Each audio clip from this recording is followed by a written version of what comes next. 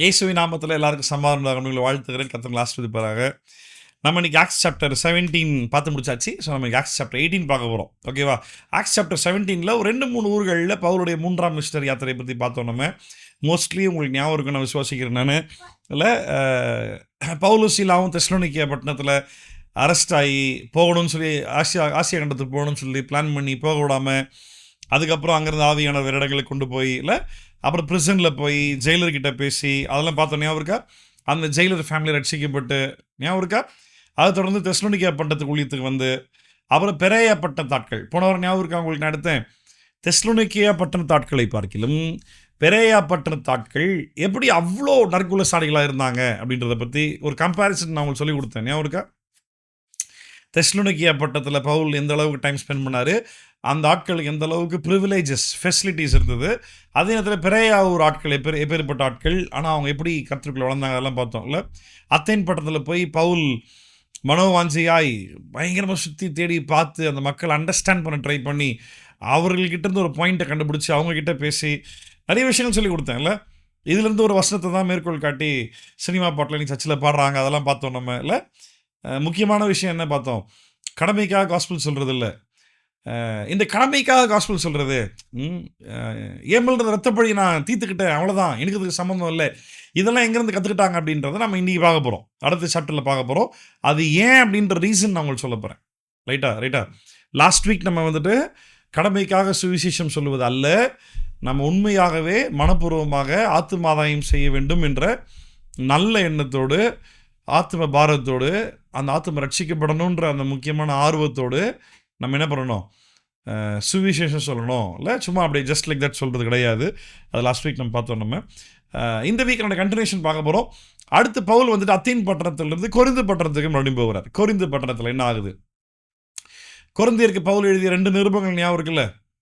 அதில் இது வந்துட்டு கொரிந்து பட்டணத்தில் என்ன நடந்தது அப்படின்றத பற்றி லூக்கா நடந்த எல்லா சம்பவத்தையும் சரித்திரமாக எழுதலை, தேவைப்படுகிற முக்கியமான காரியங்கள் மாத்திரம். ஞாபகம் இருக்கா? நான் உங்களுக்கு எவ்ரி வீக் ரிப்பீட் பண்ணிகிட்டே இருக்கிறேன். நான் லூக்கா தெயோப்பிலுவிற்கு நீ நம்புவது சரிதான் அப்படின்னு சொல்லி ஹிஸ்டாரிக்கலாக நடந்த சம்பவங்களை தேடி விசாரித்து கேட்டு மெய்யான சம்பவங்களை ஒன்று சேர்த்து எழுதி தெயோப்பிலு கொடுத்தது தான் இந்த அப்போஸ்தலர் நடவடிக்கைகள் புஸ்தகம். இல்லை it is also kind of letter and a book, historical புக்கில் 18th சாப்டர். இதில் இன்ட்ரெஸ்டிங்கான ஒரு சில காரியங்கள் பார்க்க போகிறோம். கவனமாக கவனிங்க. ஆனால் இல்லை நிறையா இல்லை, மேபி நீங்கள் ஆவியானவர் எப்படி லீட் பண்ணுறாருன்னு பார்ப்போம். 18th சாப்டர் ஒரு சின்ன சாப்டர் தான் இது. வில் சி, கர்த்தர் நம்மை வழிநடத்துவார். ஆமென். கொரிந்து சபையில் கொரிந்து பட்டணத்தில் நடக்கக்கூடிய சம்பவங்கள் அப்போஸ்தலர் 18ஆம் அதிகாரம் முதலிருந்து வாசிக்கப்படும். ஓகேவா? அதன் பின்பு பவுல் அத்தேனே பட்டணத்தை விட்டு கொரிந்து பட்டணத்துக்கு வந்து யூதர் எல்லாரும் ரோமாபுரியை விட்டு போகும்படி கிளவுதியராயன் கட்டளையிட்டபடினாலே இத்தாலியாவில் இருந்து புதிதாய் வந்திருந்த பொந்து தேசத்தானாகிய ஆக்கிலா என்னும் நாமம் உள்ள ஒரு யூதனையும் அவன் மனைவியையும் பிரிஸ்கில்லாலையும் அவன் மனைவியாகிய பிரிஸ்கில்லாலையும் அங்கே கண்டு அவரிடத்தில் போனான். ஓகேவா? பவுல் என்ன பண்ணுறாரு? இப்போ கவனிங்க. இப்போ வந்துட்டு அந்த கிளவுதிய ராஜா, கிளாடியஸ் அப்படின்னு ஆங்கிலத்தில் சொல்லுவாங்க, கிளாடிய ராஜா, அவர் வந்துட்டு ஒரு புதுசாக ஒரு ரூல் போடுறார். என்ன ரூல் போடுறார் அப்படின்னா, நிறைய மக்கள் நிறைய இடங்களில் செதறி எங்கள் ஊர்லலாம் வந்து வாழ்கிறீங்க, அவங்கவுங்க ஊருக்கு போயிடுங்க. சரியா? என்ன பண்ணுங்க? அவங்க ஊருக்கு போயிடுங்க, இங்கே வந்துட்டு எங்களை டிஸ்டர்ப் பண்ணாதீங்க அப்படின்ட்டு ஒரு ரூல் பிறப்பிக்கிறார். யார்? Claudius, king Claudius. ராயன்னா ராஜான்னு அர்த்தம். சரியா? ஒரு ரூல் போடுறார். இது நல்லா கவனிங்க. இது எத்தனை பேர் நியூஸ் பார்க்குறீங்கன்னு தெரில. இப்போவும் நம்ம உலகத்தில் நடந்துட்டு இருந்த சம்பவம் தெரியுமா? பார்டர் செக்யூரிட்டி ஃபோர்ஸஸ் டைப் பண்ணி இமிக்ரெண்ட்ஸ் எல்லாரையும் நாங்கள் கிளியர் பண்ணி, இல்லை இல்லீகல் என்ட்ரிஸ் எல்லாத்தையுமே நாங்கள் வந்துட்டு அவாய்ட் பண்ணுறோம் அப்படின்னு சொல்லி ட்ரம்ப் வந்துட்டு அதிகாரத்தில் வந்த பிறகு அமெரிக்காவில் அப்படி ஒரு சம்பவம் நடந்துட்டு இருக்குது. எத்தனை பேர் வந்துட்டு நியூஸ் பார்க்குறீங்கன்னு தெரில எனக்கு. இது இவனுக்கு ஒன்றும் புதுசாக இப்போ ஒன்று கண்டுபிடிச்ச ஒரு காரியம்லாம் ஒன்றும் கிடையாது. கிளவுதியா ராஜாவுடைய நாட்களில் நடந்த சம்பவம் தான். ஆக்சுவலாக கிளவுதியா ராஜா என்ன சொல்கிறார்? நான்ப்பா கிரேக்கர்களெல்லாம் இங்கே இருங்கப்பா, எங்கள் ஊரில் இருங்கப்பா, யூதர்லாம் ஊரை பார்த்து போ, யார் யாரெல்லாம் எந்தெந்த ஊரில் வந்து எல்லாம் அந்த ஊருக்கு கிளம்பு அப்படின்ட்டு ரொம்ப வருஷமாக அங்கே இருக்கிறவங்கள கூட வந்துட்டு ராஜா என்ன பண்ணுறாரு, கிளப்பி விட்டுறாரு. இன்றைக்கும் நடந்துட்டு இருக்குது. நீங்கள் கொஞ்சம் வருஷத்துக்கு முன்னாடிலாம் இந்த முறை பிஜேபி ஆட்சி இல்லை, போன முறைக்கு முன்னாடி முறை பிஜேபி ஆட்சி வந்தப்போ நிறைய பிஜேபி நிறைய மாநிலத்தில் இருக்கக்கூடிய பிஜேபி தலைவர்கள், மினிஸ்டர்ஸ் பப்ளிக்காகவே சொன்னாங்க, முஸ்லீம்ஸ் எல்லாம் பாகிஸ்தான் போ, ஜம்மு காஷ்மீரில் இருக்கிற இஸ்லாமியர்லாம் காலி பண்ணு, ஞாபகம் இருக்கா, கிறிஸ்தவர்கள்லாம் இந்தியா விட்டு வெளியேறுங்க, ஆமாம் கிறிஸ்தவ நாடுகளில் போய் செட்டில் ஆகுங்க, இந்திய தேசம் இந்துக்களுக்கான நாடு அப்படின்லாம் சொல்லிட்டு இருந்தாங்க பயங்கரமாக. இவங்க எங்கேருந்து புதுசாலாம் சொல்லலை, இது ஏற்கனவே நடக்கிற சம்பவங்கள் தான், பைபிளில் இது ஏற்கனவே நடந்த சம்பவம் தான். இப்போ அங்கே என்ன, அதனால இப்போ என்ன ஆச்சு அப்படின்னு பார்க்கணும். கவனி, கர்த்தருடைய நாமத்திற்கு விரோதமாய் ஒரு சட்டம் இயற்றப்படும் பொழுது என்ன பண்ணுவீங்க? பயப்படுவீங்களா? அதன் மத்தியிலையும் கர்த்தருக்காக ஊழியம் பண்ணணும் அப்படின்னு சொல்லி ஏதாவது வகை தேடி கண்டுபிடிப்பீங்களா? will you try to find a chance to stand for the kingdom of God, or will you be a coward or get scared and run away from the place? அந்த இடத்த விட்டு ஓடுவீங்களா, இல்லாட்டி எப்படியாவது ஒரு வழி கண்டுபிடிச்சி கர்த்தருக்காக ஊழியம் செய்யணும் அப்படின்னு தைரியம் அனுப்பிங்களா? என்ன பண்ணுவீங்க? பா, ஒரு சத்தம் தைரியமாக கேட்குது. அந்த தைரியமாக ஒரு சத்தத்தை கேட்கும் போது எவ்வளோ தைரியமாக இருக்குது தெரியுமா? கர்த்தருக்காக நிற்கணும், கர்த்தருக்காக நிற்கணும். சரியா? யூதர் எல்லாரும் ரோமாபுரியை விட்டு போகும்படி கிளவுதிய ராயன் கட்டளையிட்டபடினாலே இத்தாலியாவில் இருந்து புதிதாய் வந்திருந்த பொந்து தேசத்தனாகிய ஆக்கில்லா என்னும் நாமமுள்ள ஒரு யூதனையும் அவன் மனைவியாகி பிரிஸ்கில்லாலையும் அங்கே கண்டு அவர்களிடத்திற்கு போனான். பவுல் ஓடி போகலை, எப்படியாவது ஒரு சான்ஸ் கண்டுபிடிச்சி அங்கே இருந்து ஆண்டோடைய நாமத்தை மகிமைப்படுத்தணும், ஆண்டவர் கொண்டு வந்த நோக்கத்தை நிறைவேற்றணும். நான் தப்பிச்சு வாழ்றதெல்லாம் பார்க்கல, கர்த்தருக்காக சாகவும் என்னோட ஜீவனை நான் கொடுத்துருக்கிறேன், அதுக்கு நான் தயாராக இருக்கிறேன் அப்படின்ற ஒரு தைரியத்தில் பவுல் வந்துட்டு அங்கே தேடி கண்டுபிடிக்கிறான். அங்கே பார்த்து ஆக்கிலா பிரிஸ்கில்லான்னு 2 பேர் இருக்கிறாங்க. நல்லா கவனிக்கணும், அவர்கள் யூதர்கள், ஆனால் அந்த நாட்டில் செட்டிலான ஆட்கள், அங்கேயே இருக்கக்கூடிய ஆட்கள், அந்த நாட்டில் இருக்க ஆட்கள். அவர்கள் கூடாரம் பண்ணுகிற தொழிலாளிகளாக இருந்தார்கள். தானும் அந்த தொழில் செய்கிறவனானபடியினாலே அவர்களிடத்தில் தங்கி வேலை செய்து கொண்டு வந்தான். கவனிச்சிங்களா? நீங்கள் ஆண்டவருக்காக ஊழியத்துக்காக என்ன சாக்ரிஃபைஸ் இருக்கிறீங்க? கர்த்தருக்காக ஊழியத்துக்காக என்ன சாக்ரிஃபைஸ் பண்ணியிருக்கிறீங்க? என்ன சாக்ரிஃபைஸ் எடுத்துருக்கிறீங்க? ஏன் சொல்கிறேன் அப்படின்னா, இப்போ சாக்ரிஃபைஸ்ன்னு சொல்லும் பொழுது சாக்ரிஃபைஸ் அப்படின்றது ஒரு கால அவகாசம். எத்தனை பேர் புரியுதுன்னு தெரில, நல்லா கவனிங்க. தியாகம் அப்படின்னு சொல்லுவது ஒரு நொடியில் முடியக்கூடிய ஒரு காரியம் இல்லை. ஒரு நொடியில் முடியாது. தியாகம் அப்படின்றது ஏதோ அப்படி தியாகம் பண்ணேன், அவள் தான் என் தியாகம் முடிஞ்சிச்சு, நான் இப்போ என் தியாகத்தில் நான் வந்து ஆஸ்வதிக்கப்பட்டேன், வாழ்கிறேன், அப்படி இல்லை. தியாகம் அப்படின்றது ஒரு கால அவகாசம், ஒரு டைம் பீரியட். உடனெல்லாம் முடியாது. தேவ ராஜ்யத்திற்காக பவுல் பண்ண தியாகம் என்ன தெரியுமா? அழைக்கப்பட்ட அழைப்பு உண்மை, தேவனால் தெரிந்து கொள்ளப்பட்டது உண்மை, புறஜாதிகளுக்கு சுவிசேஷம் சொல்லணுன்றது உண்மை, அதே நேரத்தில் யூதர்களை விட்டுற முடியாதுன்ற அவனோட பாரம் ஒரு பக்கம் இருக்குது. சரியா? அப்படி இருந்தும் கூட அந்த ஊரில் ராஜா கட்டளையிட்டு அவன் ஊரை பார்த்து போன்னு சொன்ன உடனே பவுல் கிளம்பி போகவில்லை. என்ன தியாகம் பண்ணார்? என்ன தியாகம் பண்ணார்? கவனிங்க, பவுல் வந்துட்டு ஒரு நல்ல வெல் டு டூ ஃபேமிலி பேக்ரவுண்ட்லேருந்து வந்தவர், நல்ல இருக்கக்கூடிய ஒரு குடும்ப பின்னணியிலிருந்து வந்தவர். அப்படி இருக்கும் பொழுது பவுலுக்கு எப்படி கூடார தொழில் பண்ணுறது பற்றி தெரியும்? இல்லை, பணக்கார வீட்டு பசங்களுக்கு நிறைய பேருக்கு வேலையே தெரியாது. வேலை வாங்க தெரியும், வேலைக்காரனை இழிவாக பார்க்க தெரியும், ஆனால் வேலை செய்ய தெரியாது. இல்லை, மோஸ்ட்லி பணக்கார வீட்டு சைடில் வந்த பசங்க எல்லாரும் அப்படி தான் இருப்பாங்க. என்ன வேலையும் பெருசாக தெரியாது. அப்பாவோட பிஸ்னஸை எப்படி ஹேண்டில் பண்ணணும்னு தெரியும், பிஸ்னஸை பற்றி இன்னும் அவுட் தெரியாது, இனிமேல் தான் கற்றுக்கணும். ஆனால் பவுல் யோசிச்சு பாருங்க, ரோம குடியுரிமை உள்ளவன், யூத மார்க்கத்தில் பரிசேயன், பென்னிமின் கோத்திரத்தான், அந்த இஸ்ரவேல் கோத்திரத்தில் இல்லை, பென்னிமின் கோத்திரத்தான். இது 10வது குறைக்கு கமாலியல் பாதப்படியில் படித்தவர். ரோம அதிகாரத்தின் கீழ் யூதர்களிடத்திலிருந்து, அதான் ஆசாரியர்கள்கிட்ட இருந்து கடிதம் பெற்றுக்கொண்டு, அப்படின்னா அத்தாரிட்டி வாங்கிக்கிட்டு சபைகளை அடித்து உடச்சிட்டு இருந்தவன். எப்பேற்பட்ட ஒரு ஸ்டேட்டஸில் அவனை பார்த்தாங்க, எவ்வளோ பெரிய ஆளாக இருந்தான். அவ்வளோ பெரிய பின்னணியிலிருந்து வந்த அவனுக்கு எப்படி கூடாத தொழில் பண்ண தெரியும்? இதை பற்றி ஆராய்ச்சி என்ன சொல்லுது அப்படின்னா, கவனிங்க, யூதர்கள் பொதுவாகவே லேபர் ஒர்க் பண்ணுறவங்கள வந்துட்டு அதிகமாக கனப்படுத்துவாங்களாமா. நமக்கு நியாயப்பிரமாண சட்டத்தில் நிறைய பழைய ஏற்பாட்டில் நிறைய வசனங்கள் வாசிப்போம்ல. சூரியன் அஸ்தமனம் ஆகிறதுக்கு முன்னாடி என்ன பண்ணிடணும், அன்றைக்கி வேலை செஞ்சவனோட கூலி என்ன பண்ணிடணும், கொடுத்துடணும் இல்லை? ஆமாம், நிறைய விஷயங்கள் அந்த மாதிரி இருக்குது. அடிமையானவனை எப்படி விடுதலை செய்யணும், அடிமையானவனை வந்துட்டு அவனோட எஜமான் எப்படி பார்த்துக்கணும், அடிமைகளுக்கென்றே அந்த காலத்தில் ஆண்டவர் வந்து நிறைய விஷயங்கள், அவளை விடுதலைக்கு எதுவோ ஆண்டவர் நிறைய விஷயங்கள் சொல்லி கொடுத்துருந்தார். யூதர்கள் லேபர் ஒர்க் பண்ணுற ஆட்களை வந்து ரொம்ப அதிகமாக கனப்படுத்தினாங்க, மதிச்சாங்க. அது மட்டும் இல்லாமல் லைஃப் வேல்யூட் லெசன்ஸ் அப்படின்ற பேரில், கவனிங்க, லைஃப் வேல்யூட் லெசன்ஸ், வாழ்க்கை எந்த அளவுக்கு விசேஷத்தமானது அப்படின்றதற்கான பாடம் அப்படின்ற பேரில் ஒரு யூத குடும்பத்தில் பிறந்த எல்லா பையனுமே வேலை செய்ய கற்றுக்கணும். ஏதாவது ஒரு வேலை அவன் கண்டிப்பாக செய்ய கற்றுக்கணும்.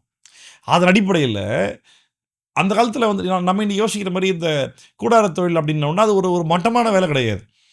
அது வந்து ஒரு நல்ல ஒரு ஒரு ஒரு ஒரு எப்படி சொல்கிறது, ஒரு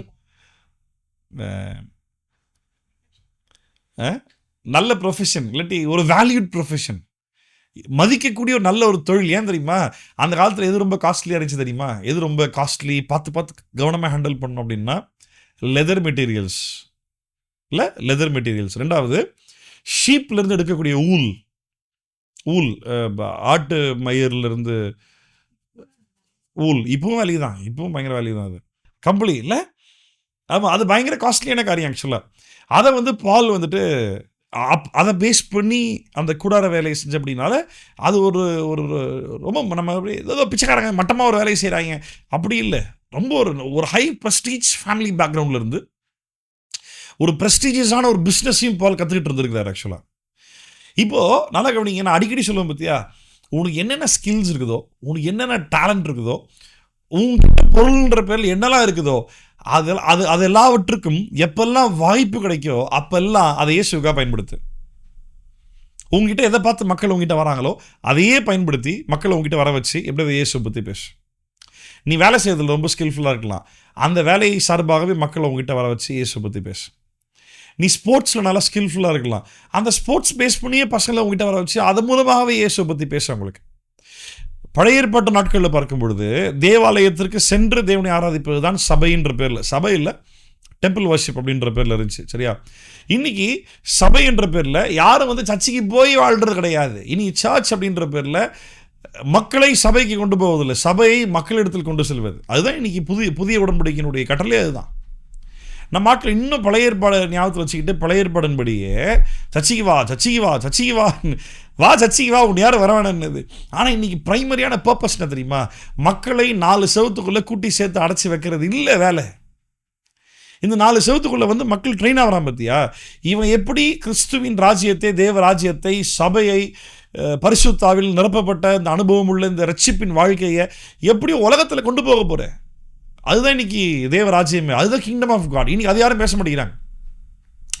எப்படியாவது க்ரௌடு சேர்த்துக்கிட்டே இருக்கணும், அந்த 4 பக்கமாக கெட்டின செவத்தை இடிச்சிடிச்சு பெருசாக விரிவாக்கம் பண்ணி கட்டிக்கிட்டே போகணும், மக்களை கூடிய உள்ளே சேர்த்துக்கிட்டே இருக்கணும். இவ்வளோதான் இவங்க நோக்கமே.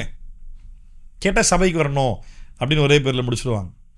நல்லா கவனிங்க, we don't bring people to the church but we take church to the people.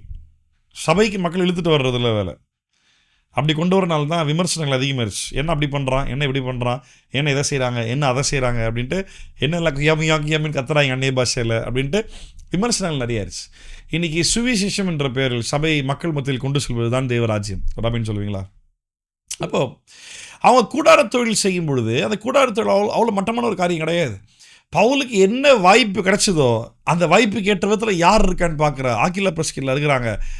லூக்கா ரொம்ப டீட்டெயில்டாக எழுதலை. இது பவுல் எவ்வளோ ஈஸியாக தேடி கண்டுபிடிச்சிருப்பாரு, எவ்வளோ அழகாக இவங்களுக்கு கிடச்சிருச்சு ஈஸியாக தெரில, எவ்வளோ ஸ்ட்ரகிள் பண்ணி இந்த இவன் அங்கே சர்வைவ் பண்ண. நல்லா கவனிங்க, அங்கே பால் சர்வைவ் பண்ணுறதுக்கே ஒரு ஸ்ட்ரகிள் இருக்குது அந்த இடத்துல.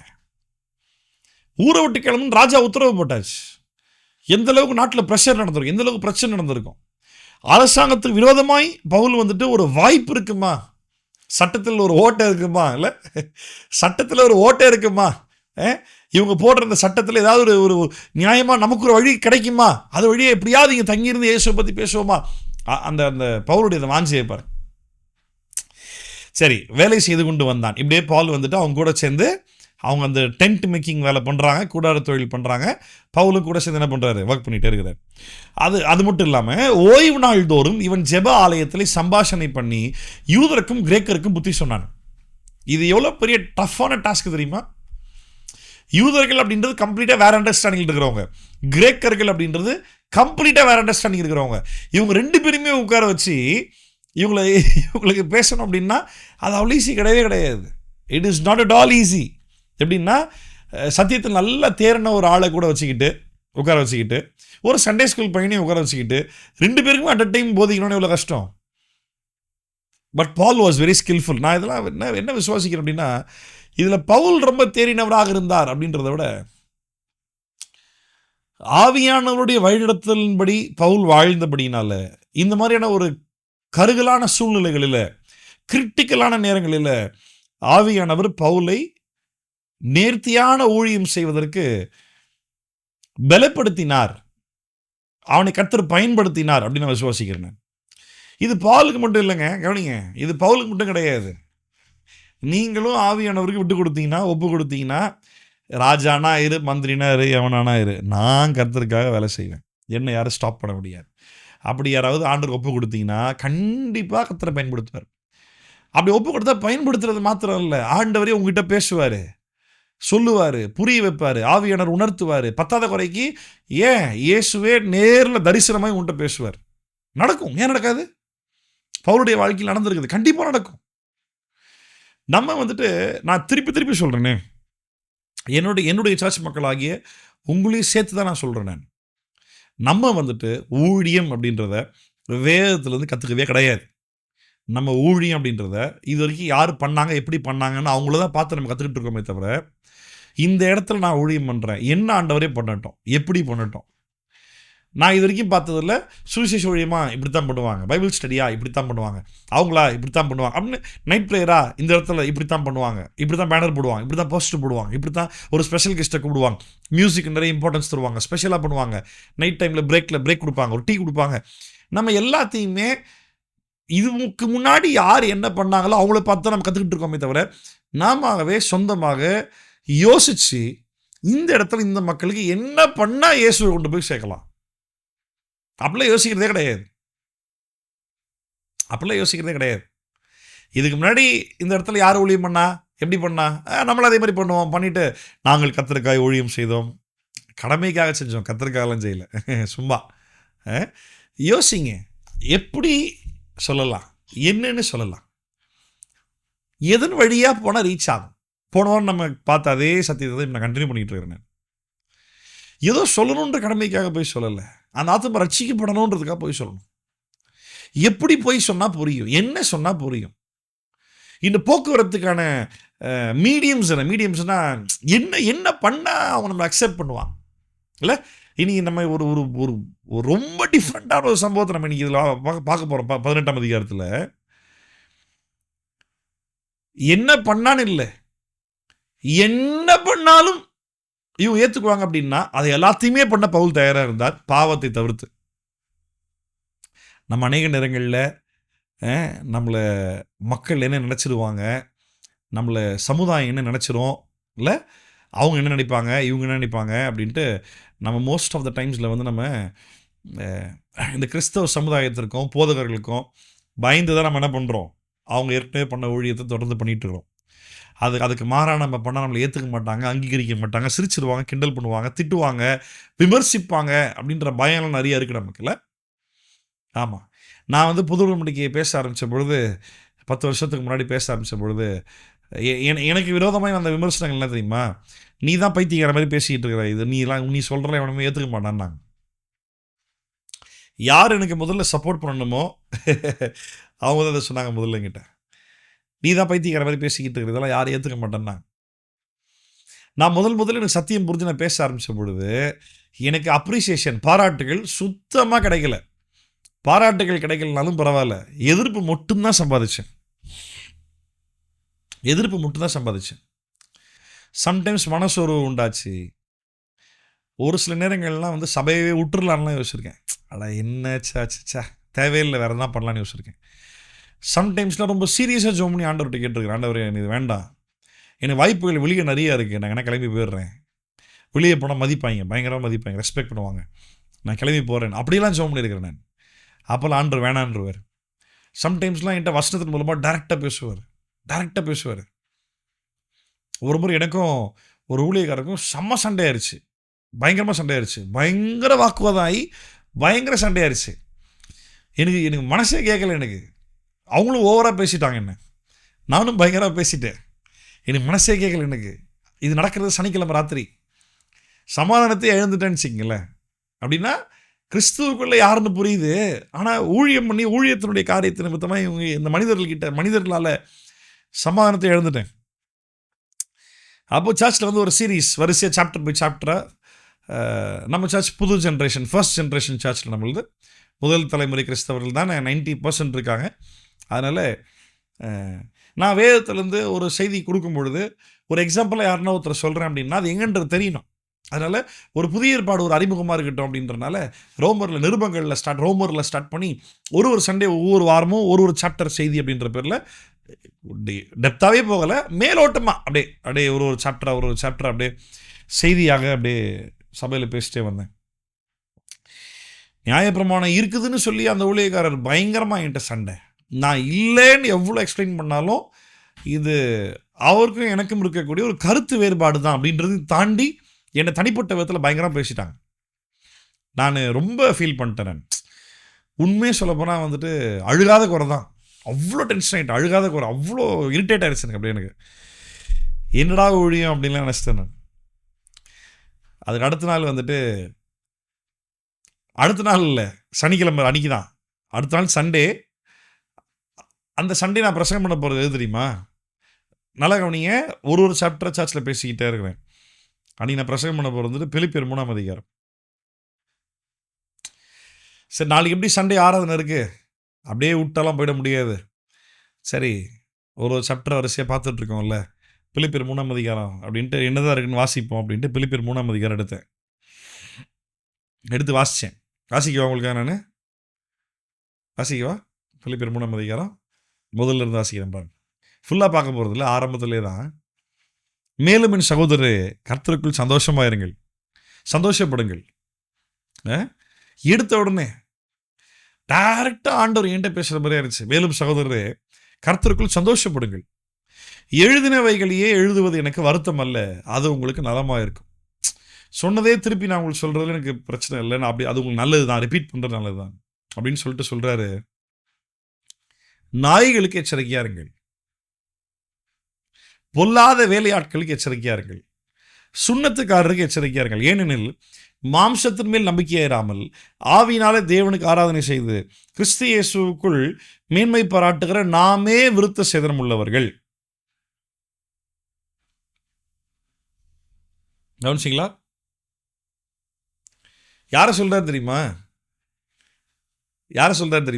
இந்த நியாய பிரமாணத்தை போதிக்கிறவனை பற்றி பவுல் சொல்றாரு. அந்த நியாய பிரமாணத்தை பேசுறாங்கல்ல, அந்த நாய்களுக்கு ஜாக்கிரதையா இருன்றார்.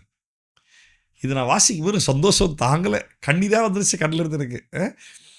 என்ன இந்த பேச்சு பேசிட்டாங்களே அப்படின்னு ஃபீல் பண்ணிட்டு பைபிள் எடுத்து வாசிக்கிறேன். அதுவும் இதுக்கு நாளைக்கு செய்தி கொடுக்கணும், பிலிப்பியர் 3ஆம் அதிகாரம் நாளைக்கு பேசணும் அப்படின்ட்டு எடுத்து வாசிக்கிறேன். அன்றைக்கி செய்தி வந்துட்டு சபைக்கு முதல்ல ஆண்டவர் பேச சொல்லி சொன்னாரே இல்லையோ, இந்த வார்த்தையின் மூலமாக ஆண்டவர் என்னோடு பேசினார்.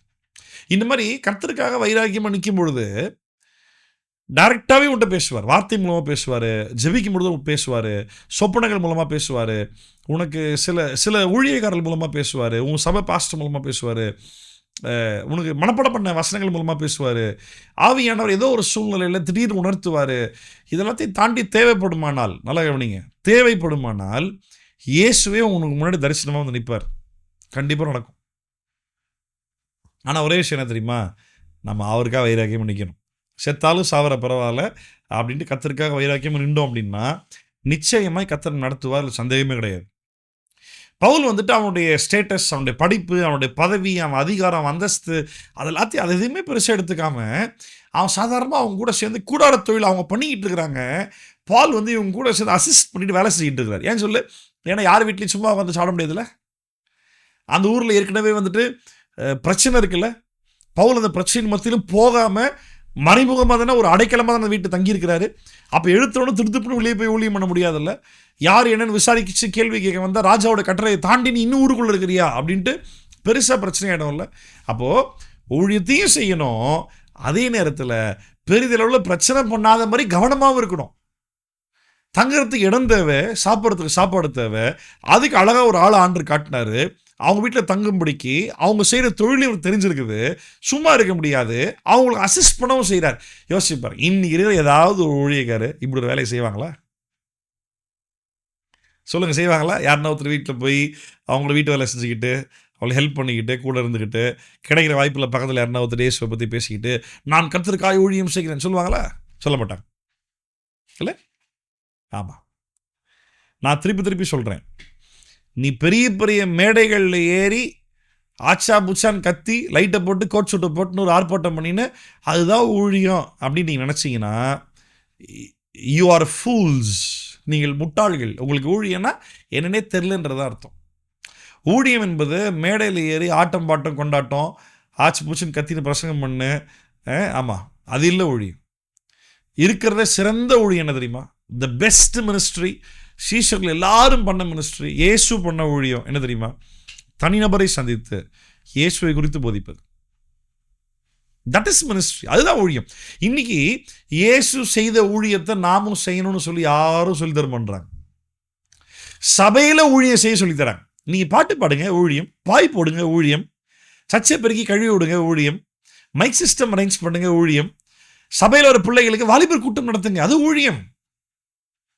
நீ ரோட்டில் இறங்கி ஒரு தனிநபர்கிட்ட இயேசுவை பற்றி சுவிசேஷம் பேசாமல் நீ 4 செவத்துக்குள்ள சபையில் ஊழியம் பண்ணுறன்ற பேர் இதெல்லாம் பண்ணினா ஆண்டவரே காரி துப்பி போடாமல் துரத்தி விட்டுருவார். இதெல்லாம் ஊழியம் தயவுசெய்து சொல்லவே சொல்லாது.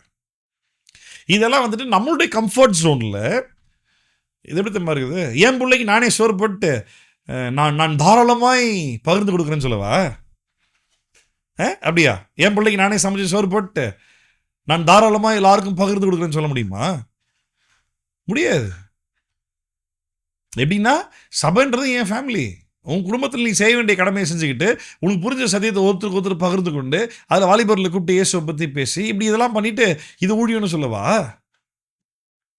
இந்த ஊழியத்தை தேவன் அங்கீகரிக்க வேண்டுமானால் சபைக்குள்ளே நீ செய்கிற ஊழியத்தை கர்த்தர் அங்கீகரிக்கணும். அப்படின்னா சபைக்கு வெளியில் நீ செய்கிற ஊழியம் முதல்ல நடக்கணும். சபைக்கு வெளியில் நீ எந்த ஊழியமும் செய்யாமல் சபைக்கு உள்ள நான் ஊழியம் பண்ணுறன்ற பேரில் பண்ணிக்கிட்டு இருந்தீங்கன்னா அதை ஒருபோதும் கர்த்தர் அங்கீகரிக்க மாட்டார். அது பேர் ஊழியம் கிடையாது. உன்னுடைய சரீரமாகிய சபையில் உன்னுடைய ஃபேமிலி, உன் குடும்பம்னு சொல்லக்கூடிய உன் சபை மக்களுக்கு நீ செய்ய வேண்டிய கடமையை செய்கிறியே தவிர அது பேர் ஊழியம் கிடையாது. அது பேர் ஊழியம் கிடையாது. அது எனக்கு மட்டும்தான் ஊழியம். ஏன்னா என் அழைப்பு அப்படி, என் மேலே கர்த்தர் வச்சிருக்க ஊழியம் அது நான் செஞ்சால் மட்டும்தான் ஊழியம். நீங்கள் செஞ்சால் அது பேர் ஊழியம் கிடையாது. தனிப்பட்ட ஆத்துமாக்களுக்கு ஆதாயப்படுத்துங்க, சுவிசேஷம் சொல்லுங்கள், அப்புறமா சர்ச் மினிஸ்ட்ரியில் பாஸ்டர் கூட சேர்ந்து எல்லாத்தையும் பண்ணுங்க. அப்போ அந்த ஊழியத்தை கர்த்தர் அங்கீகரிப்பார். அந்த ஊழியத்தில் கர்த்தர் மகிமைப்படுவார். நீ நல்ல கவனி. கிறிஸ்துவினுடைய ராஜ்யம் விரிவடைய வேண்டும் என்ற காரணத்திற்காக உன்னுடைய அர்ப்பணிப்பு, தியாகம் எந்த அளவுக்கு இருக்குன்றத சுய பரிசோதனை செய்துப்பார். அவங்க வீட்டில் இருந்து அந்த ஹெல்ப்பராக வேலை பார்த்துக்கிட்டு கூடார தொழில் அவங்களோட சேர்ந்து செஞ்சுக்கிட்டு ஓய்வு நாள் தோறும் இவன் ஜெப ஆலயத்திலே சம்பாஷணை பண்ணி, இந்த சம்பாஷணை பண்ணின்றவன்னா பேசினான் இருக்கு பார்த்தீங்களா? ஆங்கிலத்தில் படித்து பார்த்தீங்கன்னா, and he was reasoning in synagogue every Sabbath and trying to persuade both Jews and Greeks. இந்த 2 டீம் விடவே இல்லை. persuade, புத்தி சொன்னான் இருக்குல்ல, persuade அர்த்தம் தெரியுமா? தொடர்ந்து அவளை ஃபாலோ பண்ணி போனானா, தொடர்ச்சி அவளை ஃபாலோ பண்ணிகிட்டே இருந்தானா. யாரை? யூதர்களையும் பார்த்தான், கிரேக்கர்களையும் பார்த்தான். எங்கே பார்த்தான்? தேவாலயத்திலையும் பார்த்தான், வெளியவும் பார்த்தான். கவனிக்கிறீங்களா? சம்பாஷணை பண்ணி இல்லை, ரீசனிங் இந்த சினகாக். ரீசனிங் என்ன அர்த்தம் தெரியுமா? பவுல் கண்டுபிடிச்ச, பவுலுக்கு புரிஞ்ச இந்த சத்தியம் சரி என்று சொல்லி அவர்களுக்கு புரிகிற விதத்தில் நியாயப்படுத்தி பேசுவது. ரீசனிங் அப்படின்னா நான் நம்புகிற இயேசு மெய்யாகவே கிறிஸ்து தான் அப்படின்னு சொல்லி, நான் நம்புகிற இயேசு மெய்யாகவே கிறிஸ்து தான் அப்படின்னு சொல்லி போதுமான அளவிற்கு சாத்தியக்கூறுகளை எடுத்து காட்டுவது, காரணங்கள் காட்டுவது, புரியும்படிக்கு விவரித்து சொல்லுவது, விளாவரியா எக்ஸ்பிளைன் பண்ணி சொல்றது. சரியா? தொடர்ந்து வாசிக்கலாம். மக்கதோனியாவில் இருந்து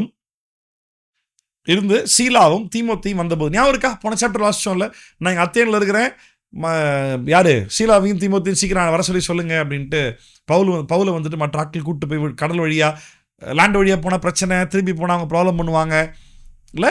ஞாபகம் இருக்கா? தெசலோனிக்கேல பவுல் இருக்கான்றது கேள்விப்பட்டு அந்த ஏற்கனவே ஊழியம் பண்ண ஊர்களில் இந்த பிசிதியா, அந்தியோகியா, பம்புலியா அந்த நாடுகள்லேருந்து துரத்திட்டு வந்து திருப்பி இங்கே பவுலுக்கு பிரச்சனை பண்ணி, என்ன அப்படி புதுசாக திருதிரு முழிக்கிறீங்க? ஞாபகம் இருக்கா இல்லையா? பிரச்சனை பண்ணி இங்கேருந்து பவுல் திருப்பி ஓடி ஊர் வழியாக மறுபடியும் போன பிரச்சனையாகுன்ற தெரிஞ்சு கடல் வழியாக பிரயாணம் பண்ணி கூப்பிட்டு போய் அங்கே அத்தேன் பட்டத்தில் பவுலை விட்டு அத்தேனில் ஊழியம் செஞ்சு, அப்போ பவுல் சொல்கிறாருல, தீமோத்தேயும் சீலாவும் என்ன பண்ணு, நான் இங்கே வெயிட் பண்ணுறேன் வர சொல்லு அப்படின்றாருல. அத்தேன்லேருந்து கொரிந்துக்கு போகிறாரு. அப்போ சீலாவும் தீமோத்தேயும் அங்கே வராங்க. பவுல் ஆவியில் வைராக்கியம் கொண்டு இயேசுவே கிறிஸ்து என்று யூதருக்கு திருஷ்டாந்தரப்படுத்தினான். இப்போ ரெகுலராகவே பேசிட்டு தான் இருக்கிறான். இப்போ திடீர்னு ஒரு ஆவியில் வைராக்கியம் கொள்வதற்கான காரணம் என்ன? காரணம் என்ன தெரியுமா? என்ன காரணம் தெரியுமா? ஏன்னா தீமோத்தேயும் சீலாவும் வந்துட்டாங்க, அதுதான் காரணம். நீ தனியாக ஊழியம் பண்ணால் ஸ்ட்ரகிள் பண்ணுவ, டீமாக ஊழியம் பண்ணால் ஒரு ஸ்ட்ரென்த்தை கற்றுக் கொடுப்பார். பழைய ஏற்பாட்டில் அழைப்பு தனியாக இருந்தது, ஊழியம் தனியாக இருந்தது, ஊழியர்கள் தனித்துவமாய் செயல்பட்டாங்க, தனியாகவும் செயல்பட்டாங்க, தனித்துவமும் செயல்பட்டாங்க. கிறிஸ்து இயேசுக்குள்ள தேவராஜ்யத்தில் டீம் மினிஸ்ட்ரி மட்டும்தான், தனியாக கிடையாது. சரியா? உன்னை தேவன் ஊழியத்தில் அழைத்தாலும் நீ தனியாக செயல்பட முடியாது, கூடாது. நீ பவுல் தனியாக செயல்பட்டு இருந்தப்போ நல்லதான் பண்ணுறாரு, ஒன்றும் பிரச்சனை இல்லை. இப்போ ஆவியில் வைராக்கியம் கொண்டு இயேசுவே கிறிஸ்து என்று யூதருக்கு திருஷ்டாந்தரப்படுத்தி காட்டினான். தைரியம் எங்கேருந்து வந்துச்சு? ஒரு டீம் கேதர் ஆகும்போது ஒரு தைரியம் வர ஆரம்பிக்குது. ஆமாவா?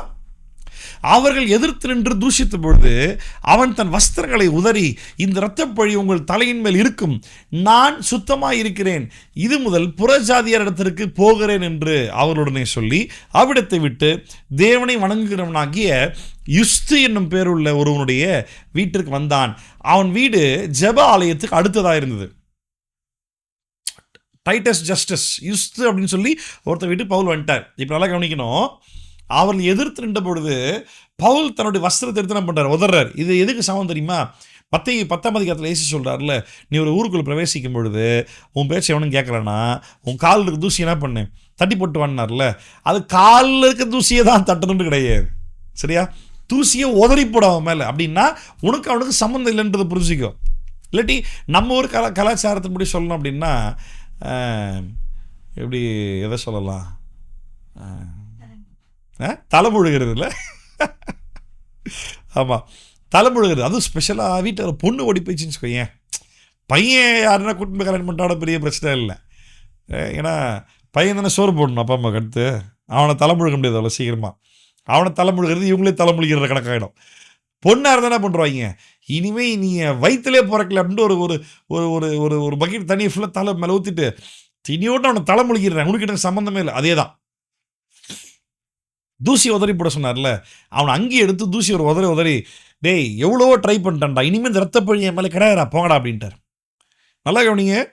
இதே போல நீ நம்மளுடைய ஊழியர்கள் பவுல் சொன்ன அளவுக்கு இயேசுதான் கிறிஸ்து அப்படின்னு அர்த்தம், இயேசுதான் மேசையா, இல்லாட்டி என்ன அர்த்தம் அப்படின்னா, இல்லாட்டி நம்ம ஊர்களுடைய வழக்கத்தின்படி சொல்லுவோமே, எல்லா மதத்தில் இருக்கிறவர்களும் கடவுள் மனித அவதாரம் எடுத்து வருவாங்க நம்புறாங்க. ரைட்டா? எல்லா மதத்திலையும் கடவுள் மனுஷ அவதாரம் எடுத்து வருவாங்க நம்புறாங்க. பல விதமான அவதாரங்கள் சொல்லிக்கிட்டு இருக்கிறாங்க. நான் சொல்றேன் இயேசு தவிர்த்து வேற கடவுள் அவதாரம் கிடையாதுன்ற. நான் இதை வந்துட்டு இப்ப நல்லா கவனி. பவுல் யூதர்கள் கிட்ட நீ மேசியா வருவாரு, கிறிஸ்து வருவாருன்னு காத்துட்டு இருக்கிறல்ல, அவர் வந்துட்டாரு, அவர் இயேசு தான் அப்படின்ட்டு எவிடன்ஸ் பிரகாரமா எக்ஸ்பிளைன் பண்ணி ப்ரூவ் பண்ணி காட்டுறான். அதே போல இன்னைக்கு நம்ம நீங்கள் கடவுள் அவதாரம் என்று சொல்லி நம்பக்கூடிய இந்த ஒரு சில அவதாரங்கள் இதெல்லாம் ஏன் இல்லை அப்படின்றத நம்ம அவனுக்கு சொல்லி ப்ரூவ் பண்ணாம நம்ம வழக்கத்தில் நம்மளாவே சுவிசேஷம் சொல்கிறோம் அப்படின்ற பேரில் சுவிசேஷம் சொல்லிட்டு அவன் கேட்குற மாதிரி தெரியல, அந்த ரத்தப்பழி ஏமல் இல்லை, நீ முதல்ல இயேசுதான் கிறிஸ்து அப்படின்னு நம்ம வழக்கத்தின்படி பார்த்தா, நம்ம ஊரில் பார்த்தா இயேசுவை தவிர்த்து கடவுள் அவதாரம் இல்லை அப்படின்றத திருஷ்டாந்தரப்படுத்தி காட்டினியா? காது கொடுத்து நல்லா கேளுங்க. இயேசுதான் கிறிஸ்து என்று சொல்லி திருஷ்டாந்தரப்படுத்தி காட்டிட்ட பிறகும் கூட அவன் ஏற்றுக்கொள்ளவில்லை என்றால், அப்போ சொல்லு, இனிமே இவன்கிட்ட நான் பேச மாட்டேன், இந்த இரத்தப்பழி என் மேல விழாது, தூசியை தட்டி எரிஞ்சிட்டு வா. அப்போ அது கரெக்டு. நம்ம நாட்டில் ஸ்டேஜில் இருந்துன்னு சொல்லிக்கிட்டு இருக்காங்க, இந்த இரத்தப்பழி என் மேல் விழாது அப்படின்னு ஸ்டேஜில் இருந்து பேசிட்டு இருக்காங்க.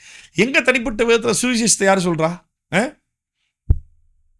இந்த இரத்தப்பழி உங்கள் தலையின் மேல் இருக்கும், நான் சுத்தமாக இருக்கிறேன், இது முதல் புறஜாதி இடத்திற்கு போகிறேன் என்று அவருடனே சொல்லி அவ்விடத்தை விட்டு தேவனை வணங்குகிறவனாகிய யுஸ்து என்னும் பேர் உள்ள ஒருவனுடைய வீட்டுக்கு வந்தான். அவன் வீடு ஜெப ஆலயத்திற்கு அடுத்ததாக இருந்தது. ஜெப ஆலய தலைவனாகிய கிறிஸ்பு என்பவன் தன் வீட்டார் அனைவரோடும் கர்த்தரிடத்தில் விசுவாசம் உள்ளவன் ஆனான். கவனிச்சிங்களா? எப்போ பவுல் வந்துட்டு நான் வந்துட்டு இனிமேல் யூதர்கிட்ட வரமாட்டேன்னு சொல்லிட்டு போகிறாரோ, அப்போ தான் ஆண்டவர் பாருங்க பவுல் அதுக்கு ஏற்ற மாதிரி அங்கே பயன்படுத்த ஆரம்பிக்கிறார். அதாவது யூதரில் வரமாட்டேங்கிறான்னு பவுல் டென்ஷன் ஆகி தூசியை தட்டி போட்டு வந்தா, ஆண்டவர் பவுலுக்காக ஒரு ஜெபாலயத்தினுடைய தலைவனே அவனுக்காக கொடுக்குறாரு. நான் இது என் லைஃப்பில் நிறைய அனுபவிச்சிருக்கிறேன். எப்பெல்லாம் ஊழியத்தின் பாதையில் என்ன இது ஒன்றும் ஆக மாட்டேங்க அப்படின்னு சோர்ந்து போகிறனோ, அப்போல்லாம் நான் எதிர்பார்க்கிறத விட ஒரு ஸ்டெப் எக்ஸ்ட்ராவாக ஆண்டவர் நடத்தி காட்டுறார். அப்போ பயங்கர என்கரேஜிங்காக இருக்கும். எஸ், சூப்பர்ரா, அப்போ இன்னும் பண்ணோம். நல்ல கவனி, உன்னை மனுஷன் உற்சாகப்படுத்த மாட்டான். அதுவும் ஸ்பெஷலாக பாஸ்டர்ன்ற பேர் நான் உன்னை உற்சாகப்படுத்த மாட்டேன். சரியா? உன்னை கர்த்தர் தான் உற்சாகப்படுத்துவார். கர்த்தருக்காக நில்லு, என்னை டிபெண்ட் பண்ணி நிற்காத, கர்த்தருக்காக நில்லு. நான் உன்னுடைய கைடு தான், அவர் தான் ஓனர், அவர் தான் உன்னை லீட் பண்ணுவார், நான் உன்னை கைட் பண்ணுவேன். சரியா? ஆமாம், அவர் உங்கள்கிட்ட பேசுவார், அவர் உனக்கு புரிய வைப்பார். அடுத்த வருஷம் அடுத்து என்னாவது பாருங்க. ஜெபாலய தலைவனாகி கிறிஸ்பு என்பவன் தன் வீட்டார் அனைவரோடும் கர்த்தரிடத்தில் விசுவாசம் உள்ளவன் ஆனான். ஆனானா கொரிந்தியரில் அநேகரும் சுவிசேஷத்தை கேட்டு விசுவாசித்து ஞானஸ்தானம் பெற்றார்கள். ஏன் கொரிந்து சபையில் ஏன் நிறைய பேர் விசுவாசிக்க முடியாது? ஞாபகம் இருக்கா? போன வாரம் நான் உங்கள்கிட்ட சொல்லியிருந்தேன். நான் கொரிந்து சபையில் தத்துவ ஞானிகள் இல்லை, போன வாரம் அத்தேன் பட்டத்தில் பார்த்தோமா இல்லையா? லாஸ்ட் வீக் 17th சாப்டர் அத்தேன் பட்டத்தில் என்னாச்சு பார்த்தோமா இல்லையா? அங்கேயும் கூட ஆண்டவர் அநேக ஆட்களை, போன வாரம் நம்ம 17ஆம் அதிகாரத்தில் வாசிச்சோம்ல, கணம் பொருந்திய ஸ்திரீகளில் அநேகர் இயேசு விசுவாசித்தார்கள். இல்லை, பிரஸ்டீஜியஸ் ஃபேமிலியிலிருந்து வரக்கூடிய ஸ்திரீகள் கூட அநேகர் விசுவாசிச்சாங்க. அடுத்து பாருங்க, ராத்திரியிலே கர்த்தர் பவுலுக்கு தரிசனமாகி, நீ பயப்படாமல் பேசு, மௌனமாயிராது. அப்போ இந்த பாயிண்ட்ல பாலுக்கு என்ன ஆயிடுச்சு சொல்லு? பவுல் சோர்ந்துட்டாரா இல்லையா? யூதர்கள்கிட்ட, ஏண்டா உங்களுக்கு தான் நியாயப்பிரமாணம் நல்லா தெரியுமே, 10வது வரைக்கும் மேசியாவுக்காக தான் நீங்கள் காத்துட்ருக்கிறீங்க, அவர் யாருன்றதை இவன் பவுல் கண்டுபிடிச்சிட்டாரு, அதை சொன்னால் கண்டிப்பாக ஏற்றுக்குவாங்க அப்படின்ற ஒரு ஆசையில் பவுல் இருக்கிறார். இத்தனை காலமாக இப்போ மெசியா வருவார் கிறிஸ்து வருவார் காத்துருக்கிறீங்க, வந்துட்டாரா சொன்னால் நீ ஏற்றுக்குவீங்கன்ற எதிர்பார்ப்பு இருக்கிறேன், அதுவும் நான் ஆதாரப்பூர்வமாக நிரூபிக்கிறேன், ஏற்றுக்க மாட்டேங்கிறேன். எனக்கெல்லாம் இந்த கோபம் பயங்கரமாக வந்திருக்கு, பலமுறை வந்திருக்கு. நான் பயங்கரமாக நிறைய ஊழியக்காரங்களை நேருக்கு நேரம் செம்மையாக திட்டிருக்கிறேன். நான் உனக்கு வசன ஆதாரத்தோடு இது ஏன் உண்மைன்னு நான் சொல்லி புரிய வைக்கிறேன். நான் சொல்கிறது தப்புன்னு உன்னால் திருப்பி சொல்லி என்கிட்ட பேச முடியல, உனக்கு அவ்வளோ வசனம் தெரியவும் இல்லை, அப்படி சொல்கிறதுக்கு வசனமும் இல்லை, ஆனால் நீ ஏற்றுக்க மாட்டேங்கிற. நீ ஏன் ஏற்றுக்க மாட்டேங்கிறேன்னு சொல்லி கரெக்டாக சொல்லி புரிய வைக்கிறது உன்ட்ட பாயிண்ட்டும் இல்லை. இந்த சிச்சுவேஷன் நான் என் லைஃப்பில் நிறைய ஃபேஸ் பண்ணியிருக்கிறேன். செம்ம கோவம், அங்கே தான் நான் பயங்கரமாக திட்டி விட்டுருவேன். நம்ம அப்போஸ்தலர் 13ஆம் அதிகாரத்தில் யூதர்கள்கிட்ட ஃபஸ்ட்டு டைம் பவுல், இதை மறக்கவே மறக்காத, பவுல் ரட்சிக்கப்பட்ட புதுசில் முதல் முறை யூதர்களிடத்தில் இயேசுதான் கிறிஸ்துன்னு சொல்லி பவுல் பேச ஆரம்பித்த பொழுது, அவங்களுக்கு ஒன்றும் தெரிலன்றது தெரிஞ்ச பொழுது, ஏற்றுக்கொள்ள மனசில்ன்றது தெரிஞ்ச பொழுது, அவர் பவுல் சொல்கிறார், இன்னும் உங்களுக்கே அநேக காரியங்கள் போதிக்க வேண்டியதாக இருக்குதே அப்படின்னார்ல. அதை நான் நிறைய ஊழியக்காரர்கிட்ட சொல்லியிருக்கிறேன். உங்களுக்கே ஒன்றுமே தெரில, உங்களுக்கே நிறைய சொல்லி தர வேண்டியதாக இருக்குது. இதில் நீங்கள் ஒரு பாஸ்டர்ஸ் மீட்டிங் நடத்தி அதில் ஒரு 50 பாஸ்டர்ஸை கூட்டி, எதுக்கு? பிரியாணி போடுறதுக்கு, ட்ராவலிங் அலவன்ஸ் கொடுக்குறதுக்கு, அந்த எல்லா பாஸ்டர்ஸ் மத்தியிலையும் நான் பெரிய பாஸ்டர்ஸ் மீட்டிங் நடத்துகிறேன் அப்படின்ட்டு அந்த ப்ரோக்ராம் மூலமாக உங்களை ஒரு பெரிய ஆளாக காட்டிக்கிறதுக்கு, பேரும் புகழுக்கும் தானே. உங்களுக்கே ஒன்றும் தெரில, இப்படியே திட்டிருக்கிறேன் நான். என் பேர் தான் ஜான் விமல், ஆனால் அப்போ பவுலுடைய ஆவி எப்படி இறங்கணும்னு சொல்ல முடியாது. பவுலுடைய ஆவின்னு இல்லை, தேவ ஆவியானவனுக்குள்ள கிரியை செஞ்சாருன்னா அப்படித்தான் நீ செயல்படுவே, அது அப்படித்தான் இருக்கும், அதை மாற்றல முடியாது. பயப்பட மாட்டேன், எதிர்த்து நிற்க தயங்க மாட்டேன். மக்கள் என்ன அவாய்ட் பண்ணுருவாங்களோ, என்னை கார்னர் பண்ணுருவாங்களோ, நம்ம பகச்சிக்க கூடாது, கிடைச்ச வாய்ப்பை கெடுத்துக்க கூடாது அப்படின்னு சொல்லி மக்களுக்கு சோப்பு போறோம்னா இருக்கவே மாட்டேன். நீ ஒருவர் எனக்கு ஊழியம்னா பிதாவாகிய தேவன் கனம் பண்ணுவார். யார் கனம் பண்ணுவா? மனிதர்கள் கிடையாது, கர்த்தர் கனம் பண்ணணும். மனிதர்கள் இடத்துல கணத்தை எதிர்பார்க்கிறவன் வேலைக்கு ஆகாது. அப்ப கவனிங்க, ராத்திரியிலே கர்த்தர் பவுலுக்கு தரிசனமாகி, நீ பயப்படாமல் பேசு, மௌனமாயிராதே, நான் உன்னுடனே கூட இருக்கிறேன். இந்த வார்த்தை ஏற்கனவே யார்கிட்ட சொன்னார் ஆண்டவர்? நான் உன்னோடு கூட இருக்கிறேன். யோசுவாவுக்கு முன்னாடி, யோசுவாகிட்ட அப்புறம் சொன்னார். மோசே கிட்ட சொன்னார். யோசுவா கிட்ட எக்ஸாக்டா என்ன சொன்னாரு? மோசே கூட இருந்தது போல கூட இருப்பேன்டா அப்படின்னாரு. இப்ப பவுல் கிட்ட சொல்றாரு. பவுல் அப்படி அப்படி பயங்கரமா இருந்திருக்கும்ல. என் முற்பிதாக்களாகி ஆபிரகாம் கிட்ட சொன்னாரு, மோசே கிட்ட சொன்னாரு, யோசுவா கிட்ட சொன்னாரு, அதே ஆண்டவர் என்கிட்ட சொல்றாரு. அப்ப எவ்வளவு ஒரு எனர்ஜி வந்துருக்கு பாரு. இதே வார்த்தை தான் இன்னைக்கு ஆண்டவர் எனக்கும் உனக்கும் சொல்றாரு. தைரியமா பேசு, மௌனமா இருக்காத, நான் உன் கூட இருக்கிறேன். நீங்க ஏத்துக்கிட்டாலும் ஏத்துக்கலாம். இன்னைக்கு ஆண்டவர் இதை நான் சிரிச்சுக்கிட்டே சொன்னாலும், நான் சொல்லி ஆவியில் ஏவப்பட்டு அப்படியே கத்தி வைராகமா சிம்பிளா சொல்றேன், மௌனமா இருக்காத, தைரியமா பேசு, கர்த்தர் உங்களோட இருக்கிறார். ஆமென். நான் உன்னுடன் இருக்கிறேன், உனக்கு தீங்கு செய்யும்படி ஒருவனும் உன்மேல் கைப்படுவதில்லை. இந்த பட்டணத்தில் எனக்கு அநேக ஜனங்கள் உண்டு என்றார். ஞாபகம் இருக்கா? இயேசு மத்தேயு யோவான் 10ஆம் அதிகாரத்தில் மந்தையில் இல்லாத எனக்கு வேறொரு சில ஆடுகள் உண்டுன்னு சொன்னார்ல. மந்தையில் இருக்கிற ஆடுகள் யாரு? வேறொரு சில ஆடுகள் யாரு? பேச மாட்டீங்க பாருங்க. Very good, God bless you sister. இது இப்ப பவுலிங்க ஊழியம் பண்ற இடம் வந்துட்டு இஸ்ரவேல் ஜனங்களா புறஜாதிகளா?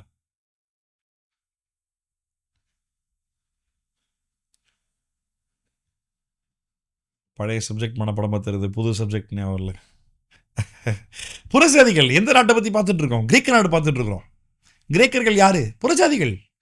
இந்த பட்டணத்தில் ஆண்டவர் அநேக வச்சிருக்கிற இந்த மாதிரி இந்த கிரேக்க நாட்டில் இருக்கிறது போல இன்னைக்கு புறஜாதியாகி நம்மளை சுற்றி இருக்கிற எல்லா பட்டணங்களிலும் ஆண்டவர் தமக்கென்று அநேகரை வைத்திருக்கிறார். நம்ம தான் போய்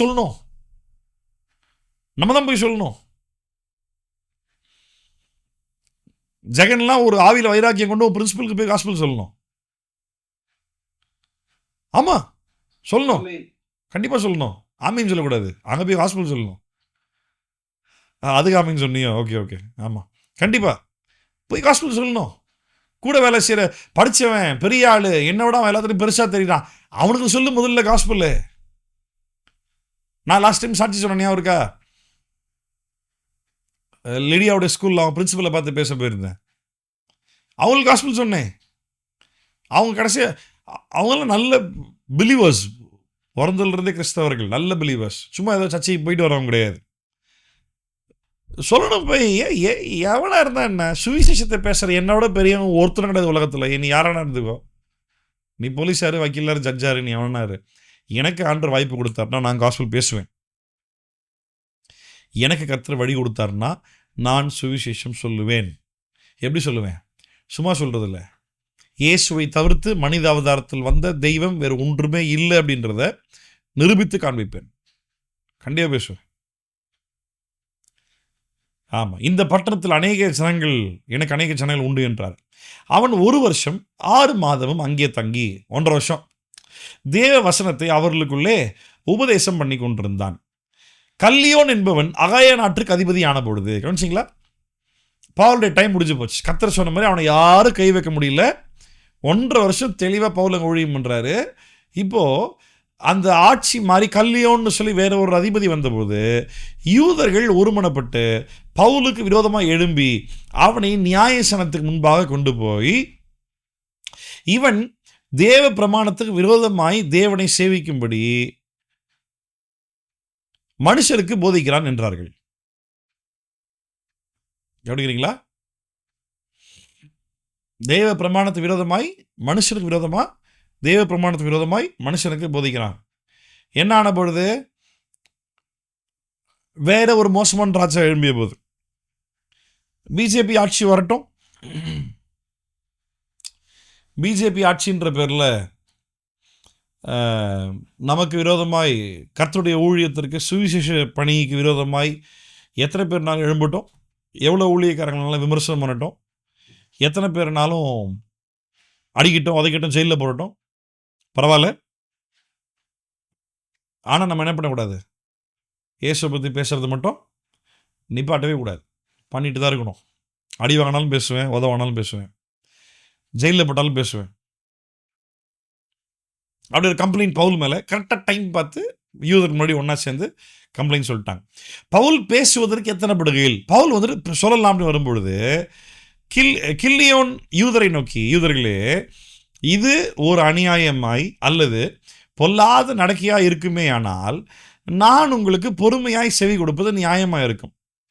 இது சொற்களுக்கும் நாமங்களுக்கும் உங்கள் வேதத்திற்கும் அடுத்த தர்க்கமானபடினாலே இப்படிப்பட்டவைகளை குறித்து விசாரணை செய்ய எனக்கு மனதில்லை, நீங்களே பார்த்து கொள்ளுங்கள் என்று சொல்லி அவர்களை நியாயசனத்தினின்று துரத்திவிட்டான். அப்பொழுது கிரேக்கர் எல்லாரும் ஜெப ஆலய தலைவனாகிய சொஸ்தெனேயை பிடித்து நியாயசனத்துக்கு முன்பாக அடித்தார்கள். அவர்களில் ஒன்றை குறித்தும் கல்லியோன் கவலைப்படவில்லை. அந்த கல்லியோன் ராஜா வந்து சிம்பிளாக சொல்லிட்டான், அந்த அதிபதி. யூதர்கள் தெளிவாக பிளான் பண்ணி புஷ்ட்டு போயிட்டாங்க. அப்போ கல்லியோன் சொல்கிறான், அப்பா நான் ரோம் அதிகாரத்தில் இருக்கிற அதிபதியாக இருக்கிறேன், இது நீங்கள் கொண்டு வர கம்ப்ளைண்ட் வந்துடுது அநியாயமாக எதனா ஃப்ராடுத்தனம் பண்ணி அரசாங்க சட்டத்துக்கு விரோதமாக எதனா இருந்ததுன்னா நீங்கள் 2 பேரும் சொல்கிறதையும் பொறுமையாக கேட்டு நான் ஒரு தீர்ப்பு சொல்லுவேன். ஆனால் சொற்களுக்கும் உங்கள் நாமங்களுக்கும் உங்கள் வேதங்களுக்கு இருக்கிற வித்தியாசம் என்ன என்ன என்ன மேட்ரு ஆக்சுவலாக இதில்?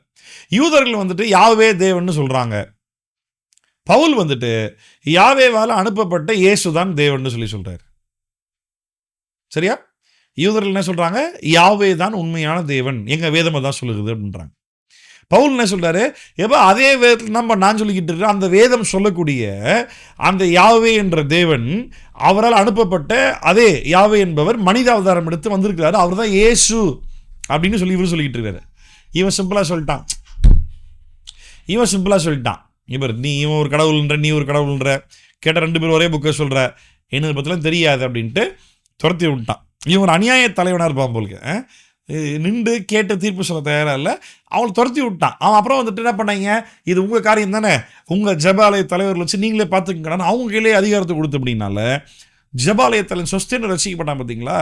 அவனை கூப்பிட்டு வச்சு அநேக அடிகள் அடித்து அநியாயமாக நிறைய காரியங்களை வந்துட்டு பண்ண ஆரம்பிக்கிறாங்க. அப்படியே தொடர்ந்து வாசிப்போம். நம்ம பவுல் அநேக நாள் அங்கே தங்கியிருந்த பின்பு சகோதரத்தில் உத்தரவு பெற்றுக்கொண்டு தனக்கு ஒரு பிரார்த்தனை உண்டாயிருந்தபடியினால் கெங்கிரேயா பட்டணத்தில் தலை சவரம் பண்ணி கொண்டு சீரியா தேசத்துக்கு போக கப்பல் ஏறினான். பிரிஸ்கிலாலும் ஆக்கிலாலும் அவனோட கூட போனார்கள். சரி, இந்த சம்பவம் எத்தனை பேருக்கு தெரியும்? எத்தனை பேர் இந்த சம்பவம் தெரியும்? இதில் பவுல் பண்ணது கரெக்டா? இதை பற்றி நீங்கள் என்ன நினைக்கிறீங்க? உங்களோட அபிப்பிராயம் என்ன? அப்போஸ்தலர் 18:18 வாசிங்க. பவுல் அங்கே என்ன பண்ணார்? அவர் பண்ணது சரியா தப்பா? சரி என்றால் ஏன் சரி, தவறு என்றால் ஏன் தவறு? யூதரை ஆதாயப்படுத்திக் கொள்ளும்படிக்கு யூதருக்கு யூதனை போலவும், நியாயப்பிரமாணத்துக்கு கீழ்ப்பட்டவர்களை ஆதாயப்படுத்திக் கொள்ளும்படிக்கு நியாயப்பிரமாணத்துக்கு கீழ்ப்பட்டவனை போலவும் ஆனேன். நியாயப்பிரமாணம் இல்லாதவர்களை ஆதாயப்படுத்திக் கொள்ளும்படிக்கு அவர்களுக்கு நியாயப்பிரமாணம் இல்லாதவனை போலவும் ஆனேன். அப்படி இருந்தும் நான் தேவனுக்கு முன்பாக நியாயப்பிரமாணம் இல்லாதவனாயிராமல் கிறிஸ்துவின் பிரமாணத்துக்குள்ளானவனாய் இருக்கிறேன். பலவீனனை ஆதாயப்படுத்திக் கொள்ளும்படிக்கு பலவீனருக்கு பலவீனனை போல ஆனேன். எப்படியாகிலும் சிலரை ரட்சிக்கும்படி நான் எல்லாருக்கும் எல்லாம் ஆனேன். யார்கிட்ட ஐடியா கிடைக்குதா? இங்க பவுல் செய்து கொண்ட பொருத்தனை என்ன? அவங்களுக்காக ஒரு முயற்சி பவுல் எடுத்தாரு அப்படின்றீங்களே, அது ஒரு பாயிண்டா வச்சுக்கலாம். ஆனா மெயினான ரீசன் எங்க? மெயினான ரீசன் அவன் பொருத்தனை பண்ணான். பவுல் அநேக நாள் அங்கே தரித்திருந்த பின்பு சகோதரத்தில் உத்தரவு பெற்றுக்கொண்டு மொட்டை அடிச்சுக்கிறேன் தலை சவர் மொட்டை அடிச்சுன்னு பொருத்தனை பண்ணிக்கிட்டா, அப்ப இத்தனை நாள் என்ன பண்ணாம இருந்தான்றது மீனிங். முடியே வெட்டல, முடி வெட்டாம இருக்கிறதுக்கு என்ன மீனிங்? என்ன பேரு? என்ன விரதம்? அப்பா நீ தானே இவ்வளவு நேரமா கேட்டுன்னு நான் ஒரு வார்த்தை நான் சொல்லி கொடுத்தேன் எவ்வளவு நேரமா சொல்லிடுறேன். Very good. அப்படியே அதாவது நீங்க பதில் சொல்ல மாட்டீங்க, உங்களை பதிலை நோக்கி நான் தான் பிரயாணம் பண்ண வைக்கணும். அப்படியே ஒரு கொஸ்டினா கேட்டு நானே நீங்களா யோசிக்க மாட்டீங்களே? இது நான் ஒரு வேர்டு சொல்லி கொடுத்தேன்னு சொல்லிக்கிட்டு இருக்கிறேன். என்ன பொருத்தனை பண்ணான்னு கேட்டுனுக்கிறேன். என் கேள்விக்குள்ளேயே வர மாட்டேங்கிறீங்க பாருங்க. இப்படித்தான் ஒரு வேதாகமத்தினுடைய ஒரு பகுதியை கெஸ் பண்ணாம அதுல என்ன இருக்குன்றத வச்சு கண்டுபிடிக்க கத்துறோம். சரி, இப்ப சொல்லுங்க, அடுத்து சொல்லுங்க. இந்த நசரேய விரதத்துடைய பொருத்தனை நமக்கு புது உடன்படிக்கையில் இருக்குதா? பவுல் பண்ணது போல வேற யாருன்னா பண்ணதாக ஆதாரங்கள் இருக்கா? ஸோ அங்கே தான் ஜெயபிரதா சொன்னப்போ நான் அது வழக்கம் இல்லைன்னு சொன்னேன். என்ன ஜெயபிரதா? யூத வழக்கம் இல்லை. ஏன்னா வழக்கம்னா ஆல்மோஸ்ட் இப்போ யூத வழக்கத்தின்படி 8வது நாள் விருத்தசேதனம் பண்ணுவாங்க. அது எல்லா ஆம்பளை பிள்ளையும் பண்ணி தான் ஆகணும். ஸோ இது ட்ரெடிஷன் கிடையாது. இது வந்துட்டு ஒரு வாவ் பொருத்தனை இல்லை. இது எல்லாரும் பண்ணி ஆகன்ற கட்டாயம் இல்லை. யார் பொருத்தனை பண்ணினாலும் பண்ணிக்க வேண்டியது தான், அவ்வளோதான். சரியா? சரி, இந்த பொருத்தனை கிறிஸ்துவை சார்ந்ததா பிரமாணத்தை சார்ந்ததா? பிரமாணத்தை சார்ந்தது. பிரமாணத்தை சார்ந்த ஒரு பொருத்தனை பண்றது சரியா? நான் அப்போஸ்தலர் 3ஆம் அதிகாரத்துல 3ஆம் அதிகாரமா பேதுருவும் யோவானும் தேவாலயத்துக்கு போவாங்கல்ல. எப்போ போவாங்க? அந்த சப்பானை எழுப்பும் பொழுது. எதுக்காக தேவாலயத்துக்கு போறாங்க? நாமே தேவனுடைய ஆலயம்ன்றது புரிஞ்ச பிறகு எதற்காக தேவாலயத்துக்கு போறாங்க? எப்போ போனாங்க தேவாலயத்துக்கு? 9ஆம் மணி. அது என்ன வேலையா இருந்தது? ஜெப வேலையா இருந்தது. அந்த ஜெப வேலை யூதர்கள் ஜெப வேலையா இல்லை ரட்சிக்கப்பட்ட சீஷர்களுக்கான ஜெப வேலையா? யூதர்கள் ஜெப வேலைக்கு ரட்சிக்கப்பட்ட சீஷர்கள் ஏன் போறாங்க? இதை டீட்டெயில்டாக சொல்லி கொடுத்தேன் அப்போஸ்தலர் 3ஆம் அதிகாரத்தில். யூதர்கள்கிட்ட இயேசு திருஷ்டாந்தப்படுத்தி காட்ட முடியும், ஒன்று. ரெண்டாவது, எதெல்லாம் கிறிஸ்துவின் பிரமாணத்திற்கு விரோதமாக இல்லையோ, அந்த பழைய ஏற்பாட்டு பிரமாணத்தில் எதெல்லாம் தேவனை சார்ந்ததாக இருக்கிறதோ அதெல்லாம் இவங்க ரெகுலராக பண்ணிட்டு தான் இருந்தாங்க. ஏன் இருக்கா? ஜெபிப்பது தவறல்ல. அதனால யூதர்கள் தேவாலயத்தில் போய் எப்பொழுதும் ஜெபிக்கிறது போல அந்த தேவாலயத்தில் போய் ஜெப வேலைக்கு இவங்க போனாங்க. ரைட்டா? ஜெபம் பண்ணுவது கிறிஸ்துவனுடைய உபதேசத்தின்படி தப்பு இல்லை. ஸோ அது யூதனாக இருந்தானே யாராக இருந்தானே ப்ரேயர் டைம்னா போய் ஜெபிக்க வேண்டியது தானே, அவள் தான் முடிஞ்சிச்சு. அப்போஸ்தலர் 3ஆம் அதிகாரம் எடுத்து பாருங்கள், யூடியூப்பில் போய் வீடியோ பாருங்கள் மறுபடியும். அதில் நான் இந்த இவர்கள் ரட்சிக்கப்பட்டிருந்தாலும் கூட நியாயப்பிரமாணம் இல்லைன்றது புரிஞ்சாலும் கூட இவங்க இந்த நியாயப்பிரமாணத்தின் அடிப்படையில் ஒரு சில காரியங்கள் செய்கிறாங்க. முரண்படாத நிறைய காரியங்களை செய்கிறாங்க, தப்பே கிடையாது. சரியா? ரெண்டாவது, பவுல் வந்துட்டு கிரேக்க நாட்டில் இருக்கும்பொழுது இந்த பொருத்தனை எடுத்துக்கிறார். நசரேய விரதம், நசரேய பொருத்தனை, பொருத்தனை இல்லை. இஸ்ரேல் இருக்கும்போது கிடையாது. இப்போ எத்தனை வருஷம் இங்கே இருக்கிறாரு இந்த ஊரில்? 1.5 வருஷம் இருக்கிறாரு.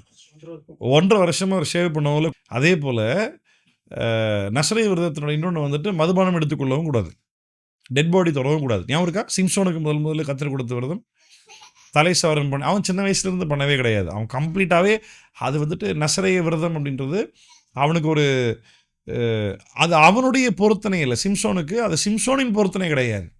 அது அந்த பொருத்தனையின் அடிப்படையில் தேவன் அவனுக்கு ஒரு அழைப்பாகவே கொடுத்திருந்தார். இதுதான் உனக்கும் எனக்கும் இருக்கக்கூடிய உடன்படிக்கையின் அடையாளம். நான் உன்னை இதன்படி தான் நடத்துவேன் அப்படின்றதற்கான ஒரு சைன் தான். நான் ஞாபகம் இருக்கா, எல்லா உடன்படிக்கைக்கும் அடையாளம் உண்டு. இதை பற்றி தனியாக ஒரு செய்தியை எடுத்திருக்கேன், ஃபுல்லாக கிளாஸ் எடுத்திருக்கேன் நான், உடன்படிக்கையின் அடையாளங்கள் அப்படின்னு எடுத்திருக்கேன். அந்த மாதிரி சிம்சோனோட தேவன் செய்த உடன்படிக்கைக்கு சிம்சோனை கொண்டு கத்திரிப்பெல்லாம் செய்வேன் அப்படின்றதுக்கு அடையாளம் அந்த நசரேய விரதம். ஆனால் இங்கே வந்து பவுல் வந்து நசரேய விரதம்னு அதை வந்து அழைப்பின் அடிப்படையில் எடுக்கல, பொறுத்தின் அடிப்படையில் எடுக்கிறார். பவுல் ஒரு யூதனாக இருக்கிறபடினால புறஜாதிகள் மத்தியில் குறைந்து பட்டத்தில் இருக்கும் பொழுது 1.5 வருஷமாக இப்படி செய்யன்ற அவசியமே கிடையாது. அதே நேரத்தில் இது செஞ்சது தப்பான்னு கேட்டால் தப்பும் கிடையாது. இங்கே தான் நம்ம வந்துட்டு பைபிளை கரெக்டாக அண்டர்ஸ்டாண்ட் பண்ண போகிறோம். கிறிஸ்துவினுடைய உபதேசத்திற்கு முரண்பாடாக இல்லாத, ஆக்சுவலாக கிறிஸ்துவின் உபதேசத்திற்கு முரண்பாடாக எந்த பிரமாணமும் இல்லை, அதுதான் உண்மை. சரியா? ஆனால் அந்த பிரமாணத்தில் இருக்கக்கூடிய சடங்காச்சாரியங்கள்னு சொல்லுவோமா, வருஷம் பலி செலுத்துறது அவங்க சடங்கு, பாவ மன்னிப்புக்காக.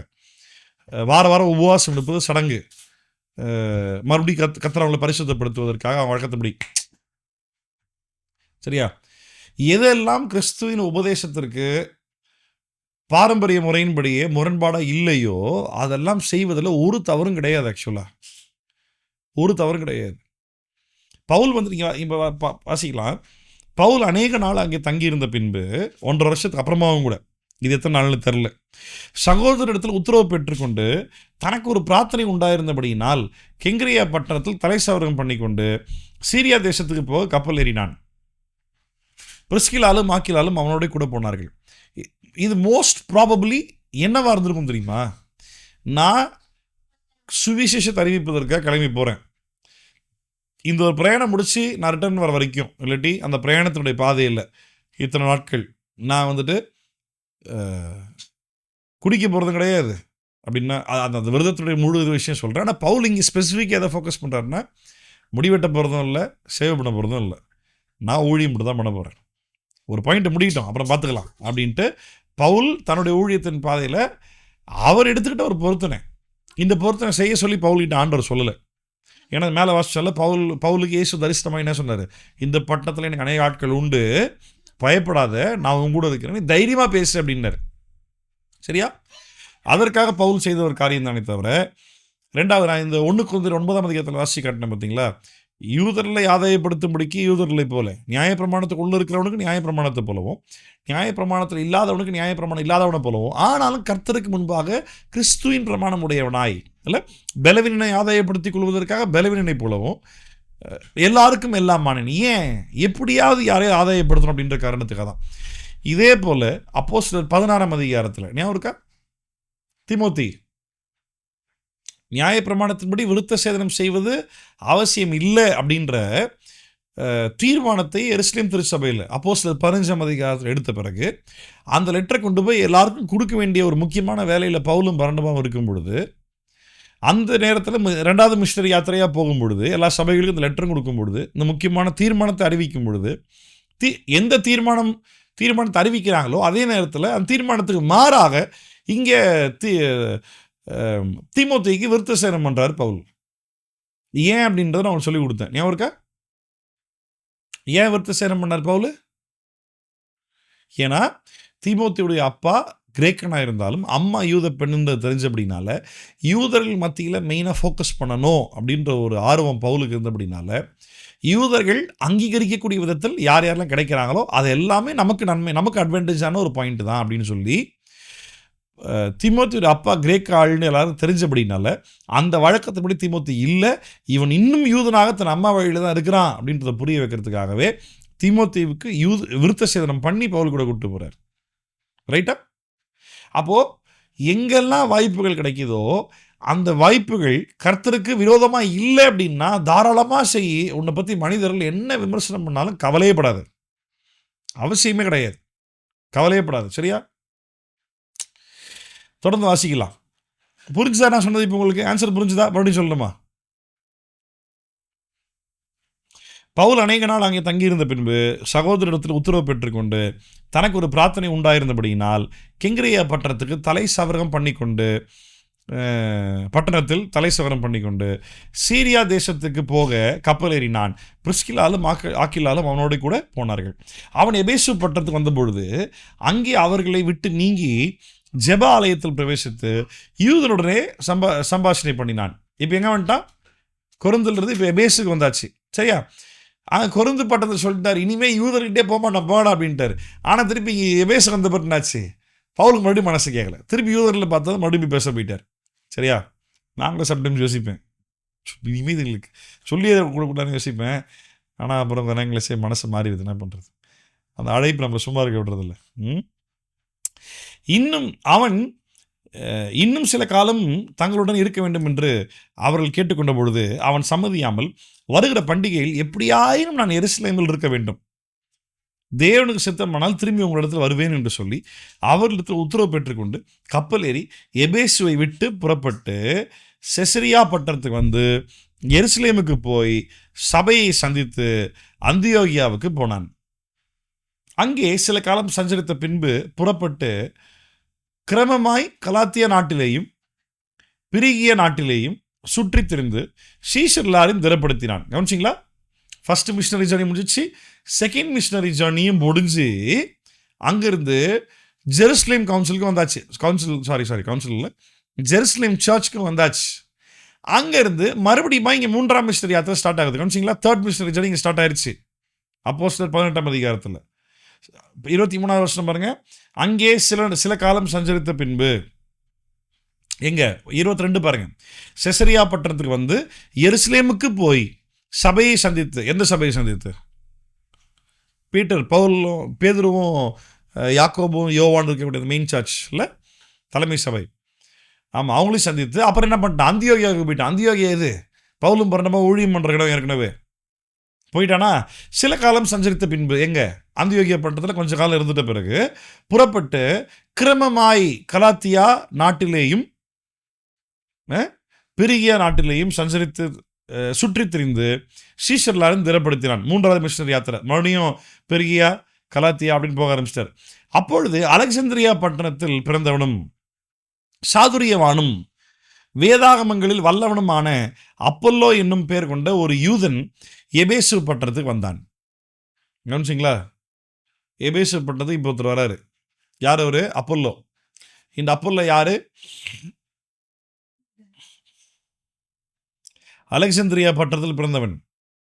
அலெக்சாந்திரியா நாடு எங்க இருக்கு? அலெக்சாந்திரியா பட்டணம் எங்க இருக்கு? சிட்டி ஆஃப் அலெக்சாண்ட்ரியா கிரீஸ்ல இருக்கு. ஞாபகம் இருக்கா? லாஸ்ட் வீக் பைபிள் ஸ்டடி பார்க்கும்போது அத்தேன் பட்டணம், கொரிந்து பட்டணம், அலெக்சாந்திரியா பட்டணம் இதெல்லாம் கிரேக்க நாட்டில் இருக்குன்னு நான் சொன்னேன். ஞாபகம் இருக்கா உங்களுக்கு? ஆமாம், அங்கே பிறந்த ஒருத்தன் ஆன யூதன், வேதாகமங்களில் வல்லவனுமான அப்பல்லோ என்னும் பேர் கொண்ட ஒரு யூதன் எபேசு பட்டணத்துக்கு வந்தான். அவன் கர்த்தருடைய மார்க்கத்திலே உபதேசிக்கப்பட்டு யோவான் கொடுத்த, நல்ல கவனிங்க, கர்த்தருடைய மார்க்கம் அப்படின்றது பழைய ஏற்பாடு. வேதாகமத்தில் வல்லவனாக இருந்தான், பழைய ஏற்பாட்டில் வல்லவனாக இருந்தான். அதில் உபதேசிக்கப்பட்டு பிறந்து வளர்ந்த ஒரு பையன். புறஜாதிகள் நாட்டில் பிறந்து வளர்ந்துருந்தாலும் யூதனாக இருந்தபடினாலும் அவங்க அப்பா அம்மா யூத வழக்கத்தை நல்லா சொல்லி கொடுத்துருக்காங்க. யோவான் கொடுத்த ஞானஸ்நானம் மாத்திரம் அறிந்தவனாக இருந்து, இதுக்கு என்ன மீனிங்? யோவான் கொடுத்த ஞானஸ்நானம் மாத்திரம் அறிந்தவனாக இருந்து என்ன மீனிங்? இயேசுதான்ன்றது தெரிஞ்சிருக்கு, அவ்வளோதான். Very good. இயேசுதான் அப்படின்றது மட்டும் தான் அவனுக்கு தெரிஞ்சிருக்குது. மேசியா வந்துட்டாரா, இவர் தான் இயேசுவா அப்படின்றது மட்டும் தான் தெரிஞ்சிருக்குது.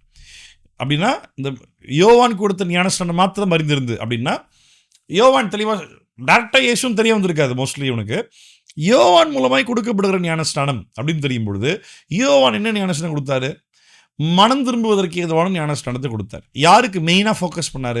யூதர்களை மெயினாக ஃபோக்கஸ் பண்ணார். என்ன மனம் திரும்ப சொன்னார்? நீ இது வரைக்கும் அந்த எல்லா தீர்க்கதரிசியும் கொண்டு போட்டீங்க, இப்போ ஒருத்தர் வர போகிறாரு, அவர் தான் மேசியா, இப்போவாது அவரை நீங்கள் கண்டுபிடிக்க முயற்சி பண்ணுறா, நான் ஏற்றுக்கொள்கிறேன் அப்படின்னு சொல்லி ஞானஸ்நானம் கொடுத்தான். இது வரைக்கும் அலெக்சாந்திரியா நாட்டில் பிறந்த அப்பல்லோவுக்கு தெரியும். ஆவியில் அனல் உள்ளவனாய் கர்த்தருக்கு அடுத்தவைகளில் திட்டமாய் போதகம் பண்ணி கொண்டு வந்தான். அவன் ஜெப ஆலயத்தில் தைரியமாய் பேச தொடங்கின போது ஆக்கில்லாவும் பிரிஸ்கில்லாவும் அவன் பேசுகிறதை கேட்டு அவனை சேர்த்து கொண்டு தேவனுடைய மார்க்கத்தை அதிக திட்டமாய் அவனுக்கு விவரித்து காண்பித்தார்கள். கவனிச்சிங்களா? இன்னைக்கு ஆக்கில்லா பிரிஸ்கில்லா மாதிரி ஆட்கள் ஊழியத்தில் கண்டிப்பாக தேவை. நிறைய பேருக்கு பவுல் சொல்றாருல, யூத மார்க்கத்தில் இருக்கிறவர்களுக்கு பயங்கர வைராக்கியம் உண்டு, ஆனால் அறிவுக்கேற்ற வைராக்கியம் இல்லைன்றார். இனி அநேக கிறிஸ்தவர்களில் பயங்கர பக்தி வைராக்கியம் உண்டு, கர்த்தருக்கின்ற வைராக்கியம் உண்டு, ஊழியம் சென்ற வாஞ்ச பயங்கரமாக உண்டு. ஆனால் கர்த்தருடைய வார்த்தையில தெளிவு இல்லை, பயங்கர ஆர்வம் இருக்குது. அது ஆர்வம் கோளாறாக மாறுதே தவிர அந்த ஆர்வம் சத்திய உபதேசத்தின் அடிப்படையில் ஒரு அறிவாக மாறுறதில்லை, தெளிவாக மாறுறதில்லை. அது அது ஆர்வத்தில் போய் ஊழியம் பண்ணாமல் அர்ப்பணிப்போடு பயிற்சியோடு சத்தியத்தை நல்லா புரிஞ்சு படித்து ஊழியம் பண்ண போகிற இடத்துல யார் என்ன கேள்வி கேட்டாலும் போய் தைரியமாக விவரித்து சொல்லணும் அப்படின்ற அந்த அந்த அளவுக்கு நீ யாருக்கும் பெருசாக இல்லை, ரொம்ப குறைவான ஆட்கள் தான் இருக்கிறாங்க. அப்போ ஆக்கில்லா போல பிரிஸ்கில்லா போல ஆட்கள் வைராக்கியம் உள்ளவர்களை வார்த்தையில் போதிக்கத்தக்கதாக இல்லை, தட் இஸ் வெரி இம்பார்ட்டன்ட். ஊழியத்தினுடைய ஒரு மிக முக்கியமான பகுதி இதுதான். கர்த்தருடைய வார்த்தையை எடுத்து போதிக்கக்கூடிய ஊழியம். வைராக்கியம் உள்ளவர்களுக்கு இயேசு மேல் வைராக்கியம் இருந்தால் மட்டும் பத்தாது, அந்த உனக்குள் இருக்கக்கூடிய வைராக்கியத்தை நீ மக்கள்கிட்ட பேசும்போது நீ என்னன்னு பேச போற? உனக்காக புரிஞ்சதெல்லாம் பேசியிருந்தாலும் அழைக்காது. பின்பு அவன் அகாய நாட்டிற்கு போக வேண்டும் என்று இருக்கையில் சீஷர்கள் அவனை ஏற்றுக்கொள்ளும்படி சகோதரர்கள் அவனுக்கு எழுதினார்கள். கவனிச்சிங்களா? நியாயப்பிரமாணத்திலே வைராக்கியம் இருந்தாலும் இவனுக்கு இயேசு தான் அந்த பிரமாணத்தின்படி வந்த கிறிஸ்து அப்படின்றது நல்லா புரியுது. ஸோ இவனை ஏற்றுக்கொள்ளுங்க. ஏன் ஏற்றுக்கொள்ளுங்க? நீங்கள் இந்த லெட்டர் எழுதுறாங்க, ஏன்னா ஏற்கனவே அங்கிருந்து எங்கே எருசலேம்லேருந்து இங்கே லெட்டர் வந்திருக்குது. என்ன லெட்டர் வந்திருக்குது? நம்ம கிட்டேருந்து நாங்கள் அனுப்பாத யாரையும் என்ன பண்ணக்கூடாது, ஏற்றுக்கொள்ளக்கூடாது. ஆனால் இவங்களால் அனுப்பப்படாத வேற ஒருத்தாங்க பயங்கரமாக பேசிக்கிட்டு இருக்கான். அவனுக்கு ஆக்கில பிரிஸ்கிலா தெளிவாக சொல்லி கொடுத்த பொழுது இன்னும் பெட்டராக புரிய ஆரம்பிக்கு. அப்பல்லோவுக்கு எது வரைக்கும் மட்டும் புரிஞ்சிருந்தது? யோவான் கொடுத்த ஞானஸ்நானம் வரைக்கும் தான் புரிஞ்சுது. அப்படின்னா மேசியா வரப்போகிற காலம் இதுதான், இந்த காலம்தான் அப்படின்றது புரிஞ்சுது. நியாயப்பிரமாணத்தின் அடிப்படையில் இந்த காலத்தில் மேசியா வரப்போகிறாரு அப்படின்றத நியாயப்பிரமாணத்தை ரொம்ப திட்டமாக பேசிக்கிட்டு இருந்தான். ஆக்கில பிரிஸ்கிலா கூப்பிட்டு யோவான் கொடுத்த ஞானஸ்நானம் அதுக்கும் தெரியுமா? அப்புறம் இயேசு பெந்தெகோஸ்தே நாள் இல்லை பரிசுத்தாவி இறங்கினது, சீஷர்கள் எருசலேம் திருச்சபை தெரியாதா? இதெல்லாம் ஃபுல்லாக இன்னும் அதிக திட்டமாய் போதகம் பண்ணி, ஓகேவா, இன்னும் அதிக திட்டமாய் போதகம் பண்ணி இன்னொரு லெட்டரை இவங்க இப்போ எழுதி எருசலேம் திருச்சபைக்கு அனுப்புகிறாங்க. ஏப்பா உங்ககிட்ட அனுப்பப்படாத யாரையும் சேர்த்துக்காதன்னு சொன்னீங்கல்ல, ஆனால் நீங்கள் அனுப்பாத ஒருத்தர் இங்கே வேறு மாதிரி ரொம்ப சூப்பராக பேசிகிட்டு இருக்கார், நல்லா புரியுது, இவன் நீங்கள் ஏற்றுக்கொள்ளணும் அப்படின்னு சொல்லி இவங்க லெட்டர் அனுப்புகிறாங்க. கவனிச்சிங்களா? அந்த அக்செப்டன்ஸ் ரொம்ப ரொம்ப முக்கியம். நீ ஏதோ சம்திங் ஒரு ஆத்மாதாயம் பண்ணிட்டேன்றது மேட்டர் இல்லை. அந்த ஆத்மா ரட்சிக்கப்பட்டதாக சபை ஏற்றுக்கொள்ள வேண்டும். சபையிலிருந்து அனுப்பப்படுகிற ஊழியர்கள் தான் போய் ஊழியம் பண்ணணும். ஏதோ வந்தவன் போனவன் வாய்க்கு வந்ததெல்லாம் பண்ணிகிட்டு இருக்கக்கூடாது. அதனால தான் இன்னைக்கு கிறிஸ்தவத்தில் ஒரு ஒழுக்கம் இல்லாமல் ஒரு ஒரு ஒரு ஒரு சரியான வழிநடத்துதல் இல்லாமல் நிறைய சீர்கெட்டு போய் தரங்கிட்டு போயிருக்குது. சரி, ஜெபம்ன்றோம். நல்ல பிதாவே, நன்றியோடு துதிக்கிறோம். இந்த ஆஸ்வதிக்கப்படும் நல்ல மாலை வேலை காய் உமக்கு நன்றி. கர்த்தர் நீர் நல்லவர், நீர் பெரியவர். ஆண்டவரே, நீங்கள் கான்டெம்பரரியாக நடைமுறையாக நடந்து கொண்டிருக்கிற நிறைய காரியங்களை வேத வெளிச்சத்தின் அடிப்படையில் நாங்கள் ஆராய்ந்து பார்க்க, அதை நாங்கள் ஃபில்டர் பண்ண, அதை நாங்கள் அனலைஸ் பண்ண கர்த்தர் உதவி செஞ்சீங்க. உமக்கு நன்றி செலுத்துகிறோம். கர்த்தாவே, இது உம்முடைய ஊழியம், உம்முடைய ராஜ்யம். இந்த சூழ்நிலையெல்லாம் கர்த்தர் நீங்கள் நேர்த்தியாகி மாற்ற முடியும் நாங்கள் செபிக்கிறோம். நாங்கள் அதை விசுவாசிக்கிறோம். கர்த்தர் நீர் நல்லவர். ஆண்டவரே, நாங்கள் நீர் எங்களுக்கு தந்திருக்கிற எங்களுடைய ஃபெலோஷிப் சர்ச்சில் நாங்கள் ஃபோக்கஸ் பண்ண சபையாராய் கர்த்தாவே, எங்களுடைய கவனங்கள் எண்ணங்கள் எல்லாம் உங்களுடைய ராஜ்யத்திற்குரியவைகளை இருக்க கர்த்தர் கிருபை தார். சரித்திரத்தில் இதுவரைக்கும் ஆண்டவரே அநேகர் வந்தது உண்டு, ஜாம்பவான்களாக இருந்தது உண்டு. கிறிஸ்துவின் நாமத்தை மகிமைப்படுத்தி நாங்கள் எபேசியரில் வாசிக்கிறது போல அவர்கள் கிறிஸ்துவுக்கு மகிமையாக இருந்து மரித்ததையும் நாங்கள் பார்த்தது உண்டு. அதே நேரத்தில் உயர்வு என்ற பேரில் பாதியில் விழுந்து உங்கள் நாமத்தை அவமானப்படுத்தி ஆண்டவர் இந்த மாதிரி நிறைய ஆட்கள் நாங்கள் பார்க்குறோம். நாங்கள் எதையும் நேரில் பார்க்காத அப்படின்னால அதனுடைய உண்மைத்தன்மை என்னன்றது எங்களுக்கு முழுசாக தெரில. ஆண்டவர், இது என்னவா இருந்தாலும் கர்த்தர் நீங்கள் பார்த்து கொள்ளுங்க. எல்லாவற்றையும் நீர் அறிந்தவராக இருக்கிறீர். உம்முடைய பார்வைக்கு, உம்முடைய ஞானத்திற்கு எட்டாதது தெரியாத ஒன்றும் இல்லை. இன்னும் சொல்லப்போனால் இது எங்களுக்கு ஏதோ பெரிய விஷயம் மாதிரி இருக்குது, நீங்கள் இதெல்லாம் கண்டுக்கிறது கூட இல்லைன்னு எங்களுக்கு தெரியும். ஆண்டவரே, உம்முடைய பார்வையில் இதெல்லாம் அற்பமான காரியம். ஆண்டவரே, இது நான் இந்த மாதிரியான ஒரு சூழ்நிலையில் நாங்கள் கடந்து செல்லும் பொழுது நாங்கள் இதை எப்படி ஹேண்டில் பண்ணணும்னு எங்களுக்கு ஆண்டவர் சொல்லித்தாங்க. எந்த இடத்துல எங்களுடைய பவுண்ட்ரி நாங்கள் செட் பண்ணி, எந்த இடத்துல நாங்கள் டிஸ்டன்ட் ஆகி நாங்கள் எதை ஃபோக்கஸ் பண்ணணும்னு ஆண்டவர் எங்களுக்கு சொல்லித்தாங்க. நாள் பைபிள் ஸ்டடி அட்டன் பண்ண ஒவ்வொரு பிள்ளைகளுக்கு நான் செபிக்கிறேன். ஆண்டவரே, தொடர்ந்து நாங்கள் கிடைக்கிற வாய்ப்புகளில் எல்லாம் உங்கள் நாமத்தை மையப்படுத்த கிருபை தார். வந்த ஒவ்வொருத்தருக்காக நன்றி. மிஸ் பண்ண பிள்ளைகளுக்கு நான் செபிக்கிறேன். அவங்களும் பார்ட்டிசிபேட் பண்ண கற்று கிருபை செய்யுங்க. தொடர்ந்து உங்களுடைய சத்தியத்தை கற்றுக்கொள்ள கற்று கிருபை தாரும். உங்கள் நாமத்தை மையப்படுத்திக் கொள்ளும். இயேசுவின் நாமம் செபிக்கிறேன் நல்ல பிதாவே. ஆமென்.